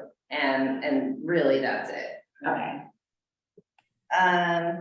Item F regarding actively seeking private, local, state, and federal funds include heritage, since many funding sources have a heritage component such as work culture. Have we already captured that? That was the one place I wanted to add it because it did, the funding related to heritage is pretty specific. And so I know you didn't want to pepper it everywhere, but that was the one spot I was hoping we could get it at least. It's a good idea, you know, decide whoever's gonna go seek the funding. Yeah, if it's for Helps culture, guide it's them like- As opposed to overarching statement. Mhm. Draw some attention to it. I'd be fine with that. It was added. Okay, great. Okay. All right, and then next in commission membership, compensation, appointment and restrictions. Revise item C to include experience and interest, add and or heritage. So item C currently says the cultural commission should be comprised of a diverse group of people with knowledge or interest in the visual, literary, performing arts, but is not required. The suggestion is to revise it to include experience and interest and add and or heritage. So It looks like it got revised, like I didn't know these revisions when I wrote my suggestions. Does that make sense? Because I think some of these came from Councilmember Schaefer. So it could be that, just add the word heritage then is the only difference. it would be, that would be the difference. Is there an interest in adding heritage here as well? Well, I think that upfront statement we made captures most of my concerns, so. Okay. Any opposing viewpoint here? Okay, we'll move on. The only nitpick would be, if we're already saying knowledge or interest, it already is making, I mean, to say but not required seems like, well, that would be really weird to not be interested in any of these things. That would be a problem. You know what I mean? So I think you either have or interest and remove, but is not required. Does that make sense? Yes. Because otherwise it seems a little weird. Yeah, I'm not interested in any of this. And you but would I have- guess beyond. But I'm here. You wouldn't have shit. Maybe you could say, like your interest is strongly desired. So in now reading, the cultural commission should be comprised of a diverse group of people with knowledge and or interest in the visual, literary and performing arts. So that won't prevent anyone from doing it. Exactly. Okay. Okay, perfect. And that's it. Can I pull us back to one you said you don't want to have in there anymore because of the roof or push? What was the intent of putting in there? It's for the communication? Well, the reason I had a conversation, kind of about how, what was kind of amazing about the group is that you got people who were really excited and enthusiastic and would sometimes help with the events, and it just gave them an opportunity to be involved. And so there was a volunteer component, not that it was required. And so I think that's kind of cool about being on the cultural commission, is you're a group of people who can help put on events and participate in volunteering. And so I agree that we shouldn't exclude people unless they're willing to put in 300 hours a year to put on events. But that was an aspect that was kind of a cool thing about the cultural commission. But if we don't want it in there because it creates problems, and I would have never, the way I wrote it, I didn't intend to be like, you need to be involved in promoting and I want you posting on social media. It was more like being excited about these events and being a voice in the community, kind of like being on councils, you know, you do things like that. Anyway. Yeah, I would say that there have been public records issues in the past, as well as kind of rogue activity with regard to kind of requiring the cultural commission to engage in certain ways on special events, or with how they've engaged with the Open Public Meetings Act and creating documents that we have to keep track of. So we really want to be careful that the cultural commission with certain work is city work that's being performed, so we can capture it and document it, versus, you know, we had social media pages that were kind of outside our scope and we couldn't monitor them. We had web pages that were ours that were being created, and we didn't really have any content control. So we want to be really clear about the scope of what the cultural commission does versus what it doesn't do and what staff work. And that's some of what you'll find in the public art policy as well. Yeah, and I would just add is that was the expectation. The expectation is that the people on the cultural commission would essentially plan and run the events. And that was part of the problem of not having a full-time staff person. That was just one more item to the items that City Administrator Nab mentioned. Councilmember Mercer. I need to wave my hand, move out, not picking it up. Yeah, I was gonna say, I reiterate that a little bit, is one, is we now have the community events coordinator, so there's a new role that actually wasn't sort of available previously. The other is, I would say by not having it, that doesn't exclude, I think, I was concerned with the language, the word duty, which implies sort of there is a responsibility to do those things, whereas not having it at all doesn't prevent people from promoting events, and in point of fact, probably, people have a right to free speech, they could post things on their site regardless, we really can't restrict that, but I would prefer to not to have it and have folks volunteer and do things in coordination with the city events coordinator than put specific language that puts an obligation or an expectation to do those things. So those are all the comments. I think I understand the interest and will of council. What I will do, and Director Thompson and I will coordinate, is to go through, clean this up, modify, and we'll put it in the packet for next council meeting for a vote, very similar to what we did with the drone policy, that, we went through it, I cleaned it up based on what everyone said, and then put it back on the agenda for approval. I would be fine with it going on consent personally, if everyone else is. Good point. Okay. Or just to do, actually. I will honor the trust that you gave me, Councilman Rice. Thank you. All right, thank you. Moving on to the public art policy. City Administrator McNabb. I wonder, what time is it? 8:50. I wonder if we pause on the finance policy and the public art policy. The biggest thing that we wanted to get done was to make sure that we move forward with the cultural commission, because that's the important pre-step to being able to appoint our new commission. We can wait on the public art policy, but I wonder if we have City Attorney Kenny give his presentation so that that piece can get done, and then we can work through the revisions. The finance policy is an aspirational goal to get it done before a finance director comes, but it's not on my timeline. Okay, if council does not have objections, I'd be more than happy to switch that up. All right, and I'm going to turn my camera off and step away for 2 minutes for a quick bio break, so I will be right back. We do have commissioners online as well, planning commissioner, so that would So we're gonna do this and then go back to that. yeah. Okay.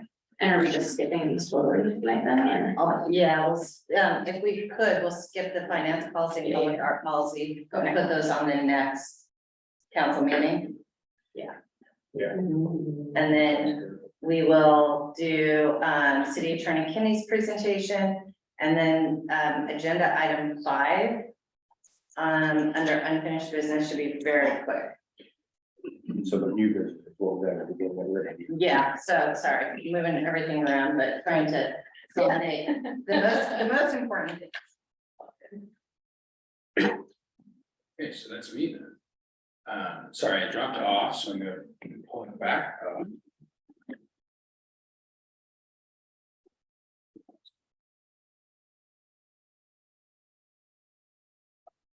There's things to say. Oh, that's not good.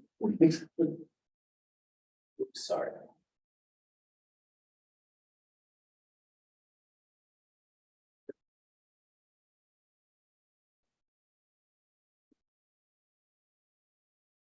Okay.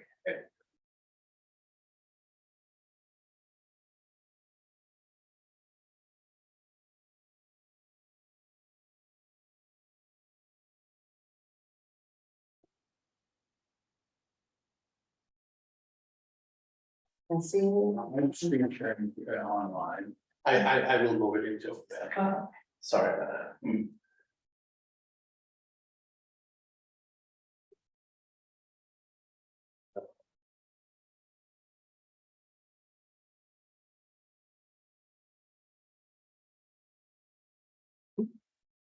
Oh, small.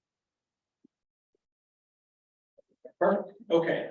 So as I briefly alluded to earlier tonight, we're gonna have a presentation right now on a US Supreme Court case that came down that dealt with content neutrality in sign codes. And so what you're going to be dealing with in the near future, and by you, I mean the Planning Commission and Council, is an update to your sign code. And so your sign code lives in your zoning code. It controls what kinds of signs can be placed in what locations in the city. That's private and public property, or private property and the right of way. And that can be commercial signs, it can be personal expressive speech signs, and they can be temporary or permanent signs. This case, the Reed versus Town of Gilbert case, largely deals with temporary non-commercial signs. And so what I'm going to do is I'm going to walk through that case to give you an understanding of why the Supreme Court ruled in the way that they did, so that you can get a kind of context to how your sign code might change. This is not something that is unique to you. Every jurisdiction across the country has had to kind of react to this case and a few cases afterwards to potentially modify their sign codes. That is because sign codes were drafted over time to evolve to include sections that, according to the Supreme Court, would not be content neutral. They would address regulations based on political content or personal expressive speech content and do it differently based on that as opposed to other restrictions. And so we'll go through this case so that you can understand why you're going to be doing it a little bit differently going forward.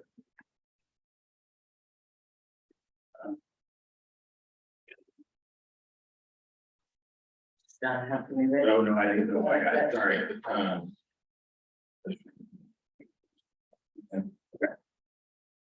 Okay, so all cities across the country have to consider revising their sign codes. This is 2015 US Supreme Court case. And so the sign code provisions in the town of Gilbert, Arizona, were broken out into different categories and have different regulations depending on the categories. These are examples of 3 different categories from their sign code. Ideological signs, these are signs communicating a message or ideas that didn't fit into other sign categories. They had regulations may be up to 20 square feet and have no placement or time restrictions. So ideological signs, 20 square feet, no placement and time. Political signs, on the other hand, that are quote unquote designed to influence the outcome of an election, 32 square feet and only displayed during election season. And then temporary directional signs, signs directing the public to a church or other qualifying event. We'll get into these more specifically in this case, have even greater restrictions, no more than 4 of the signs, 6 square feet, maybe on a single property, and no more than 12 hours before the qualifying event and an hour after, very important. And so what you have, or not you, what the town of Gilbert, Arizona had was a whole range of different regulations for these different types of signs. This was a graphic that was created that I grabbed because it was a good explanation so that you could see the size differences based on those categories of signs on the left, and then the duration being different for each of those types of signs on the right. And so again, depending on that category of sign, the regulations were different. So what did that create? That created a hierarchy of signs, from more restrictions to less restrictions, with ideological being at the top of this pyramid, which is upside down, going all the way down to temporary directional signs. And so this is the framework that got the Supreme Court's attention. So what was the case? And lawyers, we tend to talk about cases, bad facts make bad law. This is a very minor case that made major changes in the law. And so we'll talk about that right now. So the Good News Community Church was a church, it was a very small church, didn't have a location. And so they put up signs to tell people where their services were. Very simple exercise. So they only put 15 or 20 of them out into the community. They would typically, as you can see in the picture, if you can see it down below, they would put their name along with the time and location for their service. So they would typically post them early in the day on Saturday and then remove them about midday on Sunday. So pretty benign stuff here, right? We're talking only a few signs, they're small signs, they were up for a very short period of time. Okay, so they got citations because they were in violation of the sign code. And so the two times that were applicable for this case is that they exceeded the time limits for display of those signs. And second, that they exceeded the time limits and failed to include the date of the event on the sign. Okay, two small violations to the United States Supreme Court. Now everybody's revising their sign codes. So bad facts make bad happen. So here, what it got down to is that in order, and I'm going to repeat this a couple of times because it's the way that I think about it, and I think it's a useful tool as we move forward with your sign code revisions, is that in order to understand the restrictions that apply to any given sign, you must look at the content of the sign. So is that a temporary directional sign? Is that a political sign? Is that an ideological sign? I'm going to read the message on the sign, and then all of a sudden, you get more of an allowance or less of an allowance based on what I'm reading on the sign. So on its face, it's content based. Does that make sense? I'm going to, and again, just because it's useful, I will be repeating that a few times in the slides here. So content-based laws are presumptively unconstitutional and may be justified only if the government proves that they are narrowly tailored and serve a compelling government interest. This is called strict scrutiny. This is one of a few different levels of scrutiny that are used in these situations. And these are typically fatal, meaning it is very hard to meet that burden and to get past that scrutiny if you're in court. So, and then just to note, you can't avoid strict scrutiny even with a benign motive, content neutral justification, or a lack of animus, meaning that's not why we didn't do it for that purpose. Or, we did it for some other, innocuous reason. If it qualifies as content-based, it is subject to strict scrutiny. So this is what the town of Gilbert, Arizona had to deal with, is they did things using a content-based model, subject to strict scrutiny, and then they were scrutinized accordingly. So the kind of the next layer down, if you will, in scrutiny in the court system is intermediate scrutiny. And so this is where you still have to be content neutral, narrowly tailored to serve a significant government interest, as opposed to compelling on the other side.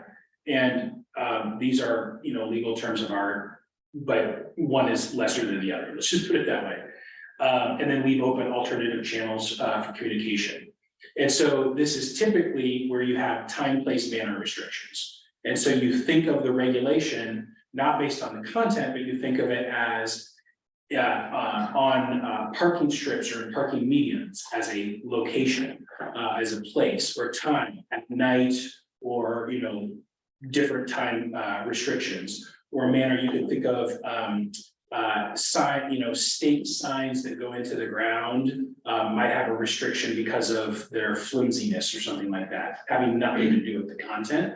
And so you could do a range of restrictions in that way that still need to pass this test, but it is more attainable for a government to justify time and manner restrictions than you would a content-based restriction. Yeah. So by government interest, then this exception here, the intermediate scrutiny or the strict scrutiny, either one, would not apply to private or institutional signs. Is that correct? Okay, I just wanted to make sure. Yeah. And so when you think about it, I'm just trying to think of a totally inapplicable good example for signs. So a monument sign that is at a parking center or a shopping center, like out in the parking lot, out by the corner or something like that. You don't want that to be in the sight distance triangle of that corner, because you're going to block pedestrian safety, car safety. So you might have a restriction on that private property commercial sign that it's going to be located back in a certain location that makes it safe. You also might not want really bright lights with a laser show, out front of a business, because that can be distracting to drivers. And so that would be a reason why government may regulate that. And so there's a whole range of aesthetics concerns, pedestrian, automobile safety, reasons why regulations will be in effect that will qualify for this, but it is harder to do that when they're content-based. And so I think maybe the next slide gets to that. Yeah, so thank you for teeing that up. Gilbert claimed both aesthetic and traffic safety as reasons. And what's problematic in that situation, though, is like, for example, under the aesthetic appeal, there's no greater eyesore for one sign type versus the other if they're in the exact same location and they're at least a certain size. So an ideological or a temporary directional sign was at the bottom of that pyramid, the narrow bottom part of it. It was the most restricted, but it could be in the exact same location as a political sign that could be bigger. So how does that shake out, right? And so when you think about it in that way, you want to focus more on how do we want to have our community look and feel for signs, irrespective of the content on those signs.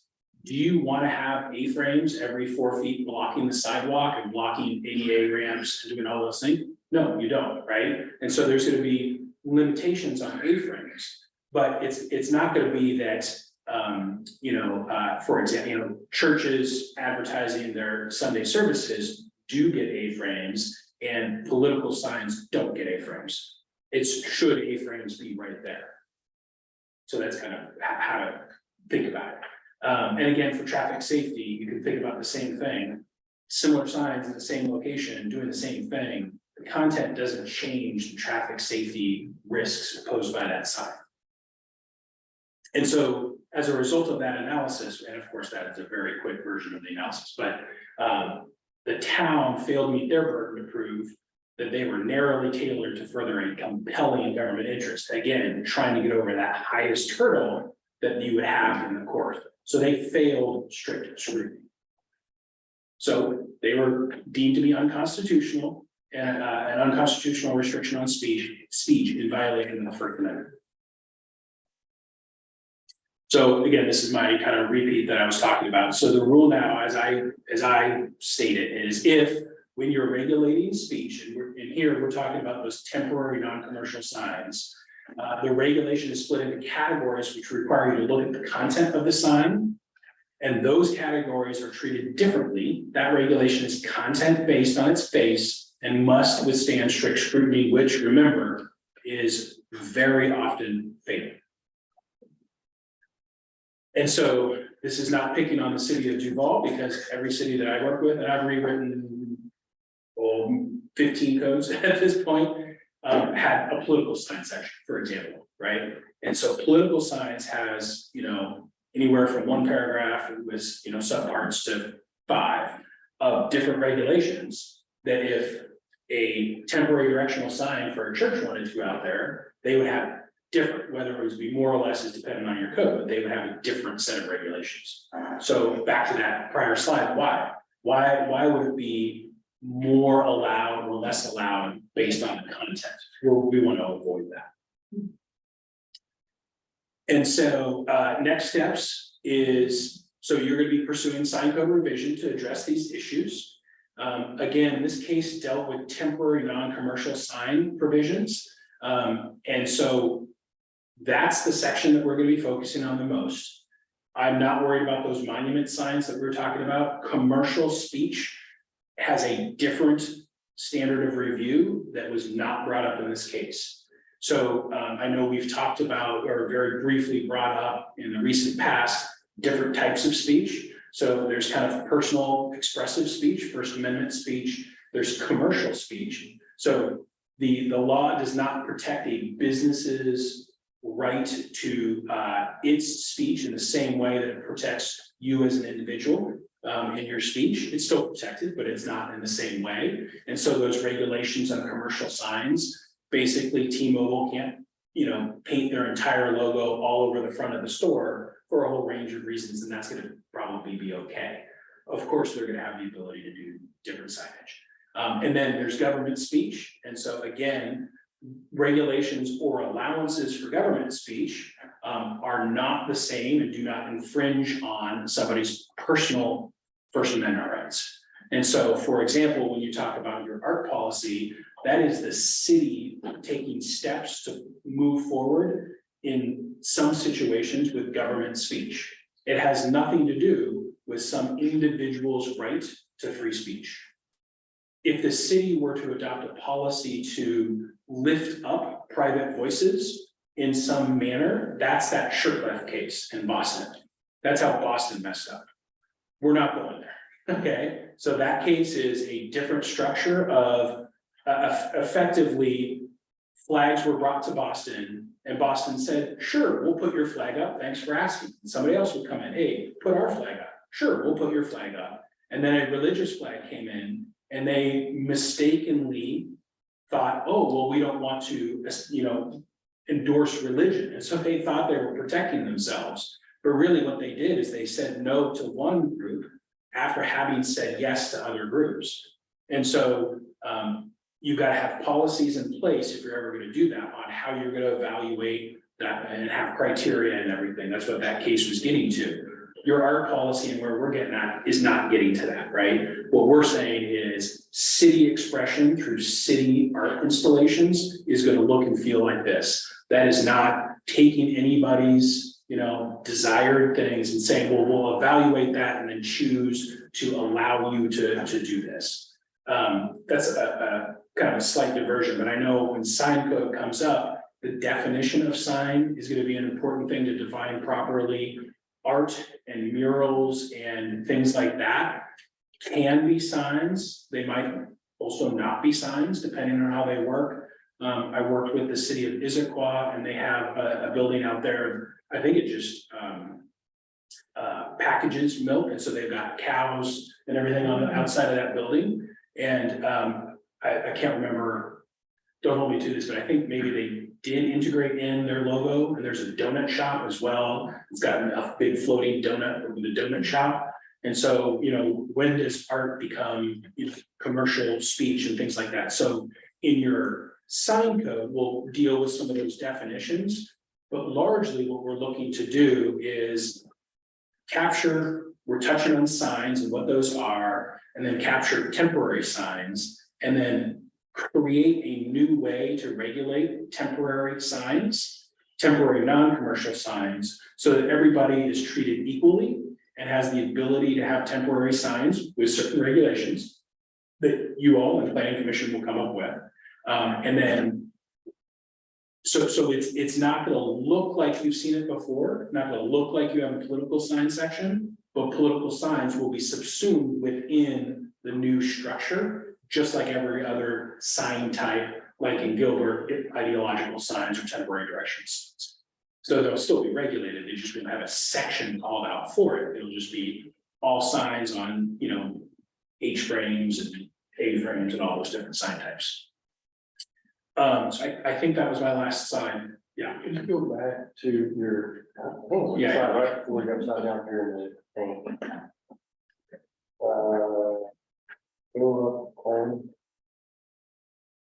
People. And that was much more private. Open jump, I just want to interrupt you. That was, so I'll go slowly through. Yeah. One is, was this,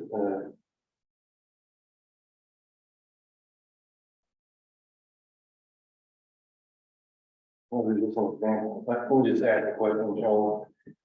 You're talking about ideological at the top, biggest, longest, is how do we define ideological? Right, everyone has their own ideals on what someone should, but it seems like there was something there, and this is a great example, politics is less than ideological. But for some reason I thought I saw something had like an example of religion looks smaller. In how are we gonna deal with the situation? Religious event. Maybe it was that one. Well, so Because how do you, a lot of religions are ideological. So the whole point is that you'll never see anything like this for your sign code. Okay, that's what I get to. Okay. All of this will be repackaged into a new structure of a sign code that will go to this time, place, and manner restrictions, right? So we'll say A-frame signs can be in these locations at these times, using these materials and with requirements that they go back in at night and things like that for safety, not in, walkways and things like that. Wire H-frame signs can be used in this way. And so it won't matter whether it's a religious event or, a political sign. That's what I was wondering. Yeah, We're getting away from that. We're torching this. Okay, good. Do you have some examples? It sounds like you've worked on 15 of them. Oh, absolutely. Yeah, I'd love to see kind of some creative ways other cities have managed to address it, because it sounds almost impossible. Like, how are you going to allow signs during elections without also then allowing other random signs as well? I mean, that could get really messy. Otherwise, you don't allow any political signs, I can't comprehend it. Yeah, so the problem is to the last point there, you can't, I didn't include in this, there are a range of other cases that are implicated here. Okay. The state of Washington has protection of political signs. And so we're never going to get rid of temporary non-commercial signs because we have to allow political signs. And so there's always gonna be some path forward for temporary non-commercial signs because we need within that bucket political signs. Wow.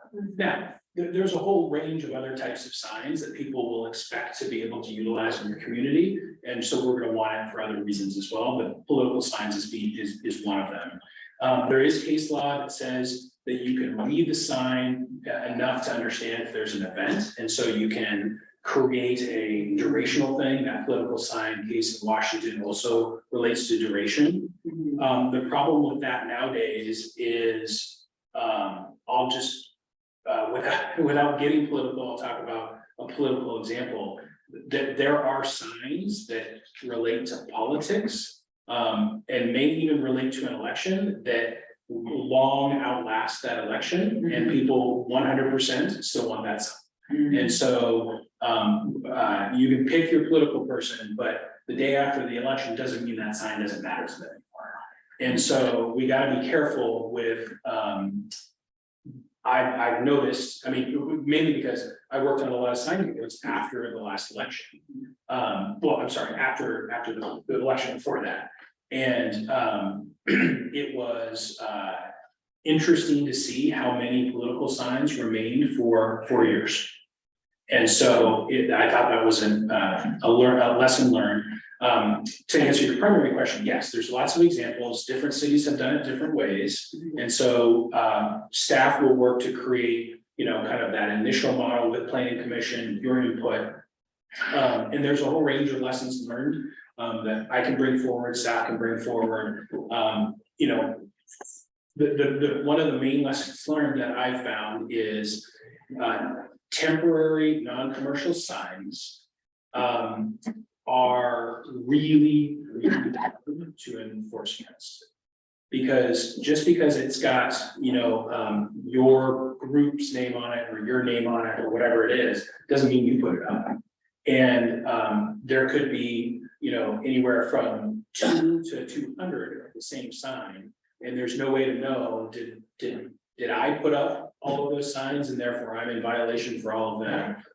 Or did, 15 different individuals each put up 2 signs, and are they responsible for those? So how do you create a structure where temporary non-commercial signs can be quick and easy? That's the whole point of temporary non-commercial signs. Somebody might want to go put up a sign in the afternoon because their, kid just made the state baseball playoffs and they want to put it up right then. Do they really have to come in for some exhaustive permit fee or something like that? That doesn't make sense. So how do you create a way to make it understood to the city that it's allowed to be there and it's proper, but you don't overburden that process? And so temporary non-commercial signs kind of have their own set of challenges.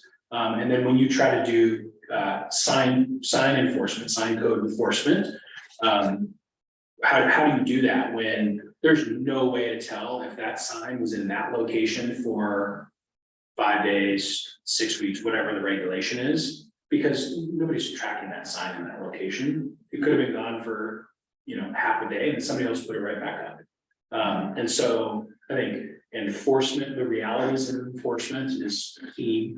And then the realities of usage is key too. And so it's not easy. And so different cities have done it in different ways. And I think staff will bring forward some, realistic options on what to do.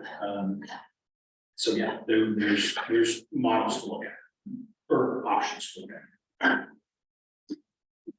So as far as content-based decisions or content-based policy, can the city never consider content on a sign? I understand the government intent, but I'm thinking, of non-government situations, we have to be totally content neutral in our policy, is that correct?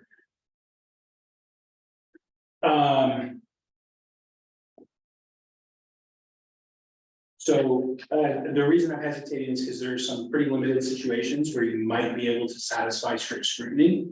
There will be regulations, I assume it's in your sign code, I haven't specifically looked for it, where you can't mirror safety and directional signs. You can't put a stop sign in front of your coffee shop and say, stop, come drink coffee, because that could be dangerous. And so we can say on a content-based regulation, you cannot do this type of content. That's either prohibited or it needs to be done in a certain way. And so there are some, ways that content-based regulations can be done there. And again, you can do more on commercial signs, commercial speech. But even with that, just if you extrapolate that out, we are not going to give barbershops more sign allowances than we are banks. Based on that content. So the answer would likely be no in those situations as well. So is there a difference then between being private, commercial, government content? And we have to base our sign policy on that, based on if it's commercial or private or government? So most sign codes are gonna have kind of de facto division in the sign code. You're gonna have kind of your commercial sign section. That's gonna be all of, your blade signs, awnings, walls, windows, monuments, all that stuff. So you're gonna kind of have that. And then you're gonna have your temporary, non-commercial kind of temporary sign section, which largely pivots the other way, because you don't want to have a whole bunch of H-frame signs all through town for Burger King, right, or something like that. And then you will likely have a section that will exempt out of the sign code government signs, and so or government required signs. So the signs that are required for construction site, for truck access, and this building is going to be built here, from public notice. But then also all the signs that the city puts up. We don't have to go through the sign code, that's government speech. We do that for government purposes anyway. And so street signs and safety signs and directional signs and things like that would just be pulled out. We don't need to go through that exercise. So then for non-commercial sign, and this is something I think that we'd all be concerned about, if a private organization, non-commercial organization, and I'll use the Christian National example, want to put their pine tree sign up somewhere, do we have to allow that? Yes. Okay, that's a really important item we need to understand. So something like many or most of us consider as hate groups can't be differentiated from other groups as far as content on the sign. Correct, absolutely correct, and that's the First Amendment. That's not us. Yeah. That's the U.S. Constitution. Protects individual expression of free speech. And when you have sign code regulations, we are not going to pick winners or losers or what have you with who gets to put up on a sign. There are limitations to the First Amendment. There's limited limitations. There's not a lot of limitations to the First Amendment. So could there be a sign that is put up that is too much, too far? Maybe. Probably not. It's gonna be hard to get there. It is, it's right. I mean, there have been signs, in some of your neighboring jurisdictions, really very, very close, that have said, swear words, related to political figures, and those are allowed. No, I think there was a situation, I'm trying to remember exactly, maybe there's a situation where swear words directly across the street from school wasn't great. But people are allowed to express themselves, and so we'll try to create sign code regulations, again, that are content neutral, that limit the ability for kind of an oversaturation of signs generally. Because again, we talked about this a little bit before, when you get into the right of way, we're regulating that. And so there's ways to make it, some cities have required that you get adjacent property owner permission to post a sign in the right of way in front of a property. Not to get into too many of the details, but that's because adjacent property owners generally own to the middle of the right of way. The right of way lays on top of that, and so we have kind of this authority to regulate the right of way for transportation, utilities, public use. But there is ownership interest to those property owners. So I don't want somebody posting in my parking strip a sign, because that's going to be generally associated with me instead of requiring that. I've not seen that one challenged. I probably have my own, hesitations on it, but it has been used in multiple jurisdictions. So, And I know there are also, we talked about some limited limitations on direct threats or violence. There's some other, caveats that you said.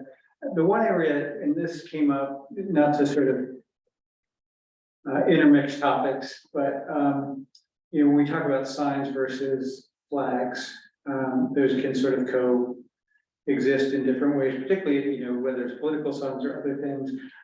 In talking to the mayor of Redmond, sort of on such a time, I don't remember the context where it came up, but they indicated that to solve that problem, because what is a sign versus what's a flag versus what's art, that they had just adopted the state of Washington's flag code, I guess, which there's a separate, the state has in RCW. Can the city do that? I mean, I assume they could also reference, not necessarily on the sign piece, but when you get into some of those discussions, is it appropriate to just adopt the state policy, or rather than creating something distinct? Because my understanding is we don't have a flag policy for the city as well, right? And is that correct or not? And this may be, we may want to table this for another, because obviously when we get into writing the regulations, but that was the key thing, was really, is there a difference between, or do they fall under the same umbrella set of statutes? So I think you actually brought up a lot of different things that maybe unintentional. Sorry, it wasn't. But I'll just quickly touch on them. Cities do have adopted flag policies for city display of flags. Or if you're Boston, display of other people's flags. I know that's a different, yeah. And so a number of cities have been going through that for maybe similar reasons as Duvall is having this conversation, because of trying to adopt a policy that would put pen to paper on when certain flags will be flown at city properties. I'm not aware of, and to get your point, that policy includes statute on when the American flag, state flag, and POW MIA flag are flown. And so I think that's that's what I think I was referencing. I think that's what you're, and that's why I was saying you brought that up. But flags in a sign code typically would have some exemption for state flags, government flags to be flown, MIA flags to be flown on private property, because people want to be able to do that. We're Americans, we're really proud. MIA flags, that's a POW MIA, that's a big thing.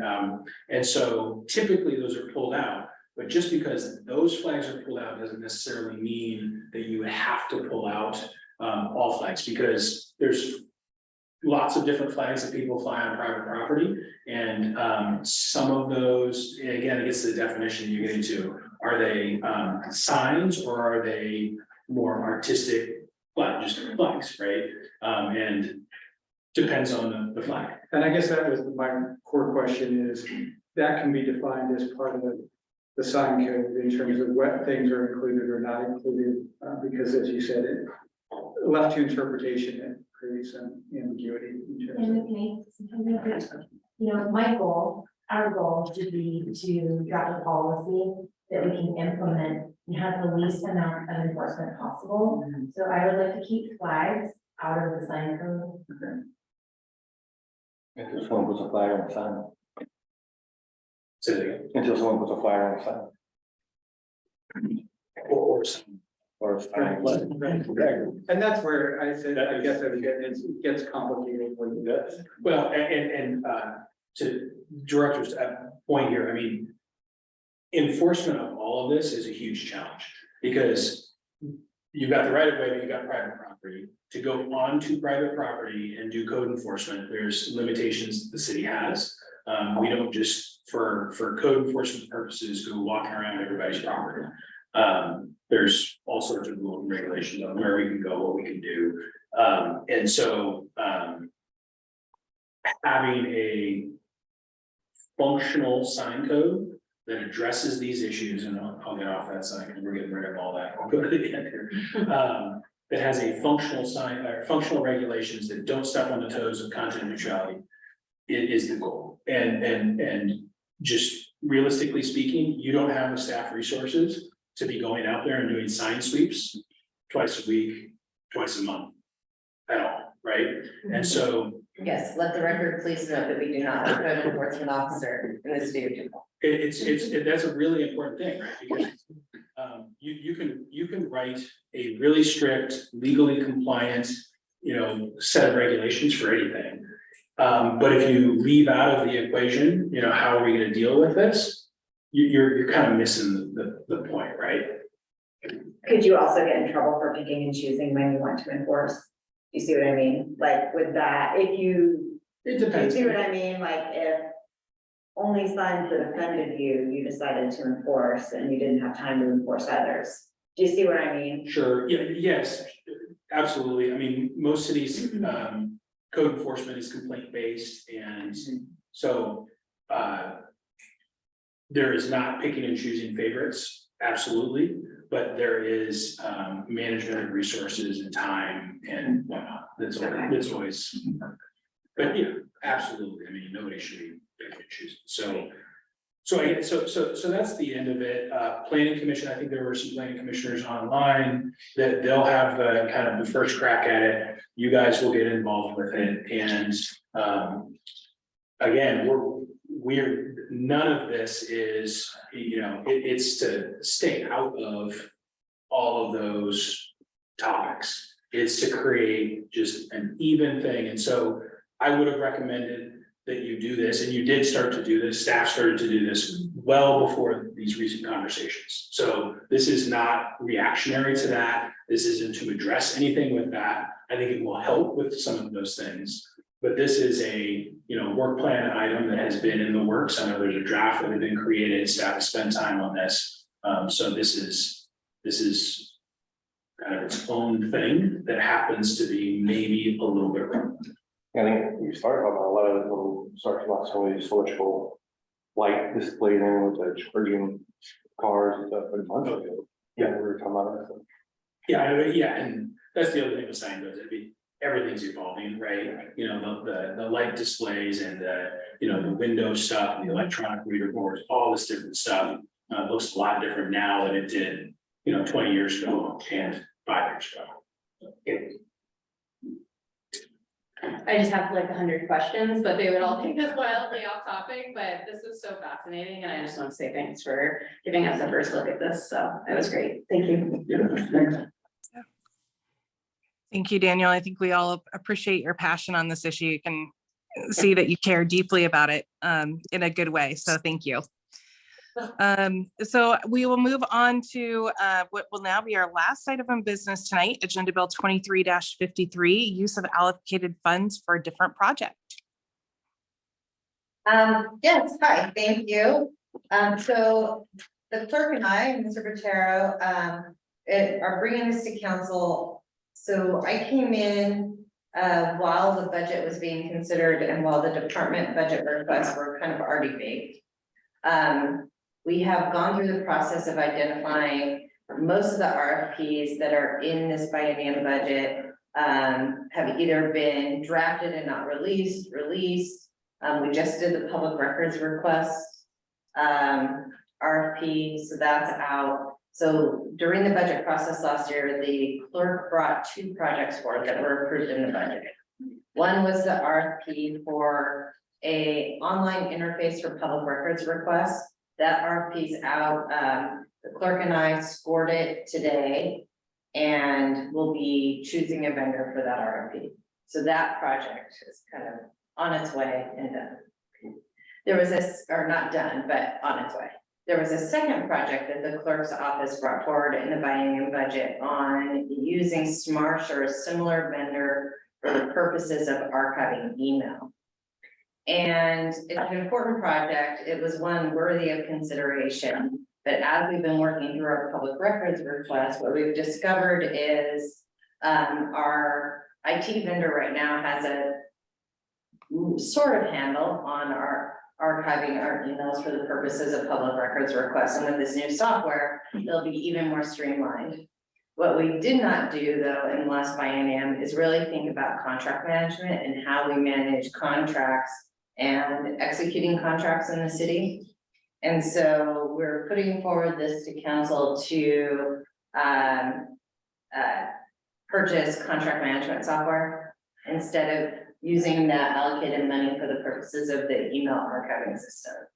This will allow us to manage our contracts better, get them on the cloud, get them transparent, visible, easily searchable. Right now, all of our contracts are spread out over a series of servers that are not, they're stable, but not well organized. I can share, I looked for a contract yesterday. I did not want to bother either the deputy clerk or the clerk, and it took me 45 minutes. So we really need to get our contract management system in place. We need to get them organized effectively, transparent to the public, named appropriately. It's a big project. This will be the start. Getting contract management software that's cloud-based will be the start of that project. So bringing forward to council an option with the hope that we can use the budgeted money from one project to do contract management instead. I'm happy to answer any questions. I guess before that, we did look, we got quotes from about 5 vendors. We did look at OpenGov based on request from Councilmember Naplin. It was timely. We did not buy it as part of the OpenGov suite. It is much more expensive than the other vendors that we looked at. It also isn't as robust. We looked at some very nifty but very expensive items. We looked at smart sheets, all sorts of vendors. We came up with one that we thought was most robust while also staying under budget from what we budgeted in the biennium budget. So, happy to answer any questions. Councilmember Isaacson. So are you saying, you're asking for a decision tonight to take the money that we allocated for Smarsh to go toward the software or a portion of it? And then are we also saying that we are confident that if we vote on that tonight, that the goal of what Smarsh is for is definitely encompassed by our IT department now? Because that was a big deal. Right. Not that contract management business, but just. So I will answer with some ambiguity. So when we presented this Smarsh item in the biennium budget, we were in the midst of moving from a different IT vendor to the vendor we have now. Now, I don't want to say with 100% confidence that I am completely sure that our current IT vendor has a handle on helping us with email archiving, but from what we've seen so far this year with some very large public records requests, they seem to be able to do it fairly seamlessly and with quite a bit of assistance to us, meaning we haven't had to do the work ourselves. That's not to say, so I have used Marsh, I used it at KCLS and I used it at King County. It is a really cool thing. It makes life much, much easier. I also was in an organization where I responded to public records requests constantly. It's a little different footprint here. I hope that remains lighter footprint here, than it was at KCLS. So I don't want to say with like 100% certainty or confidence that we're always going to have a good result with our current IT vendor, but I think the dynamics have changed from what our vendor was before with the city of Snoqualmie and their capability versus the vendor we have now for IT services.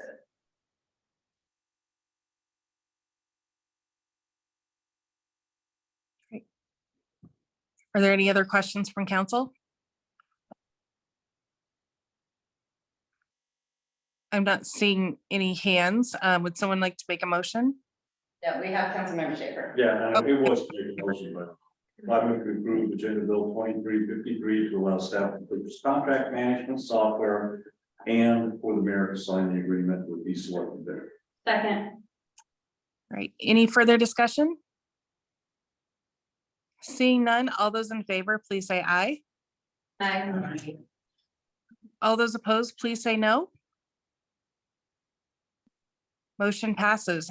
Thank you very much for that quick change, council. That's going to be really important and is definitely a priority internally to make sure that we get that contract management work going. It's been on the list for quite a while, and I'm glad that we found a reasonable solution. So with that, we've moved the financial policy and the public art policy to our next meeting. So unless there are objections, we are adjourned. Thank you all. I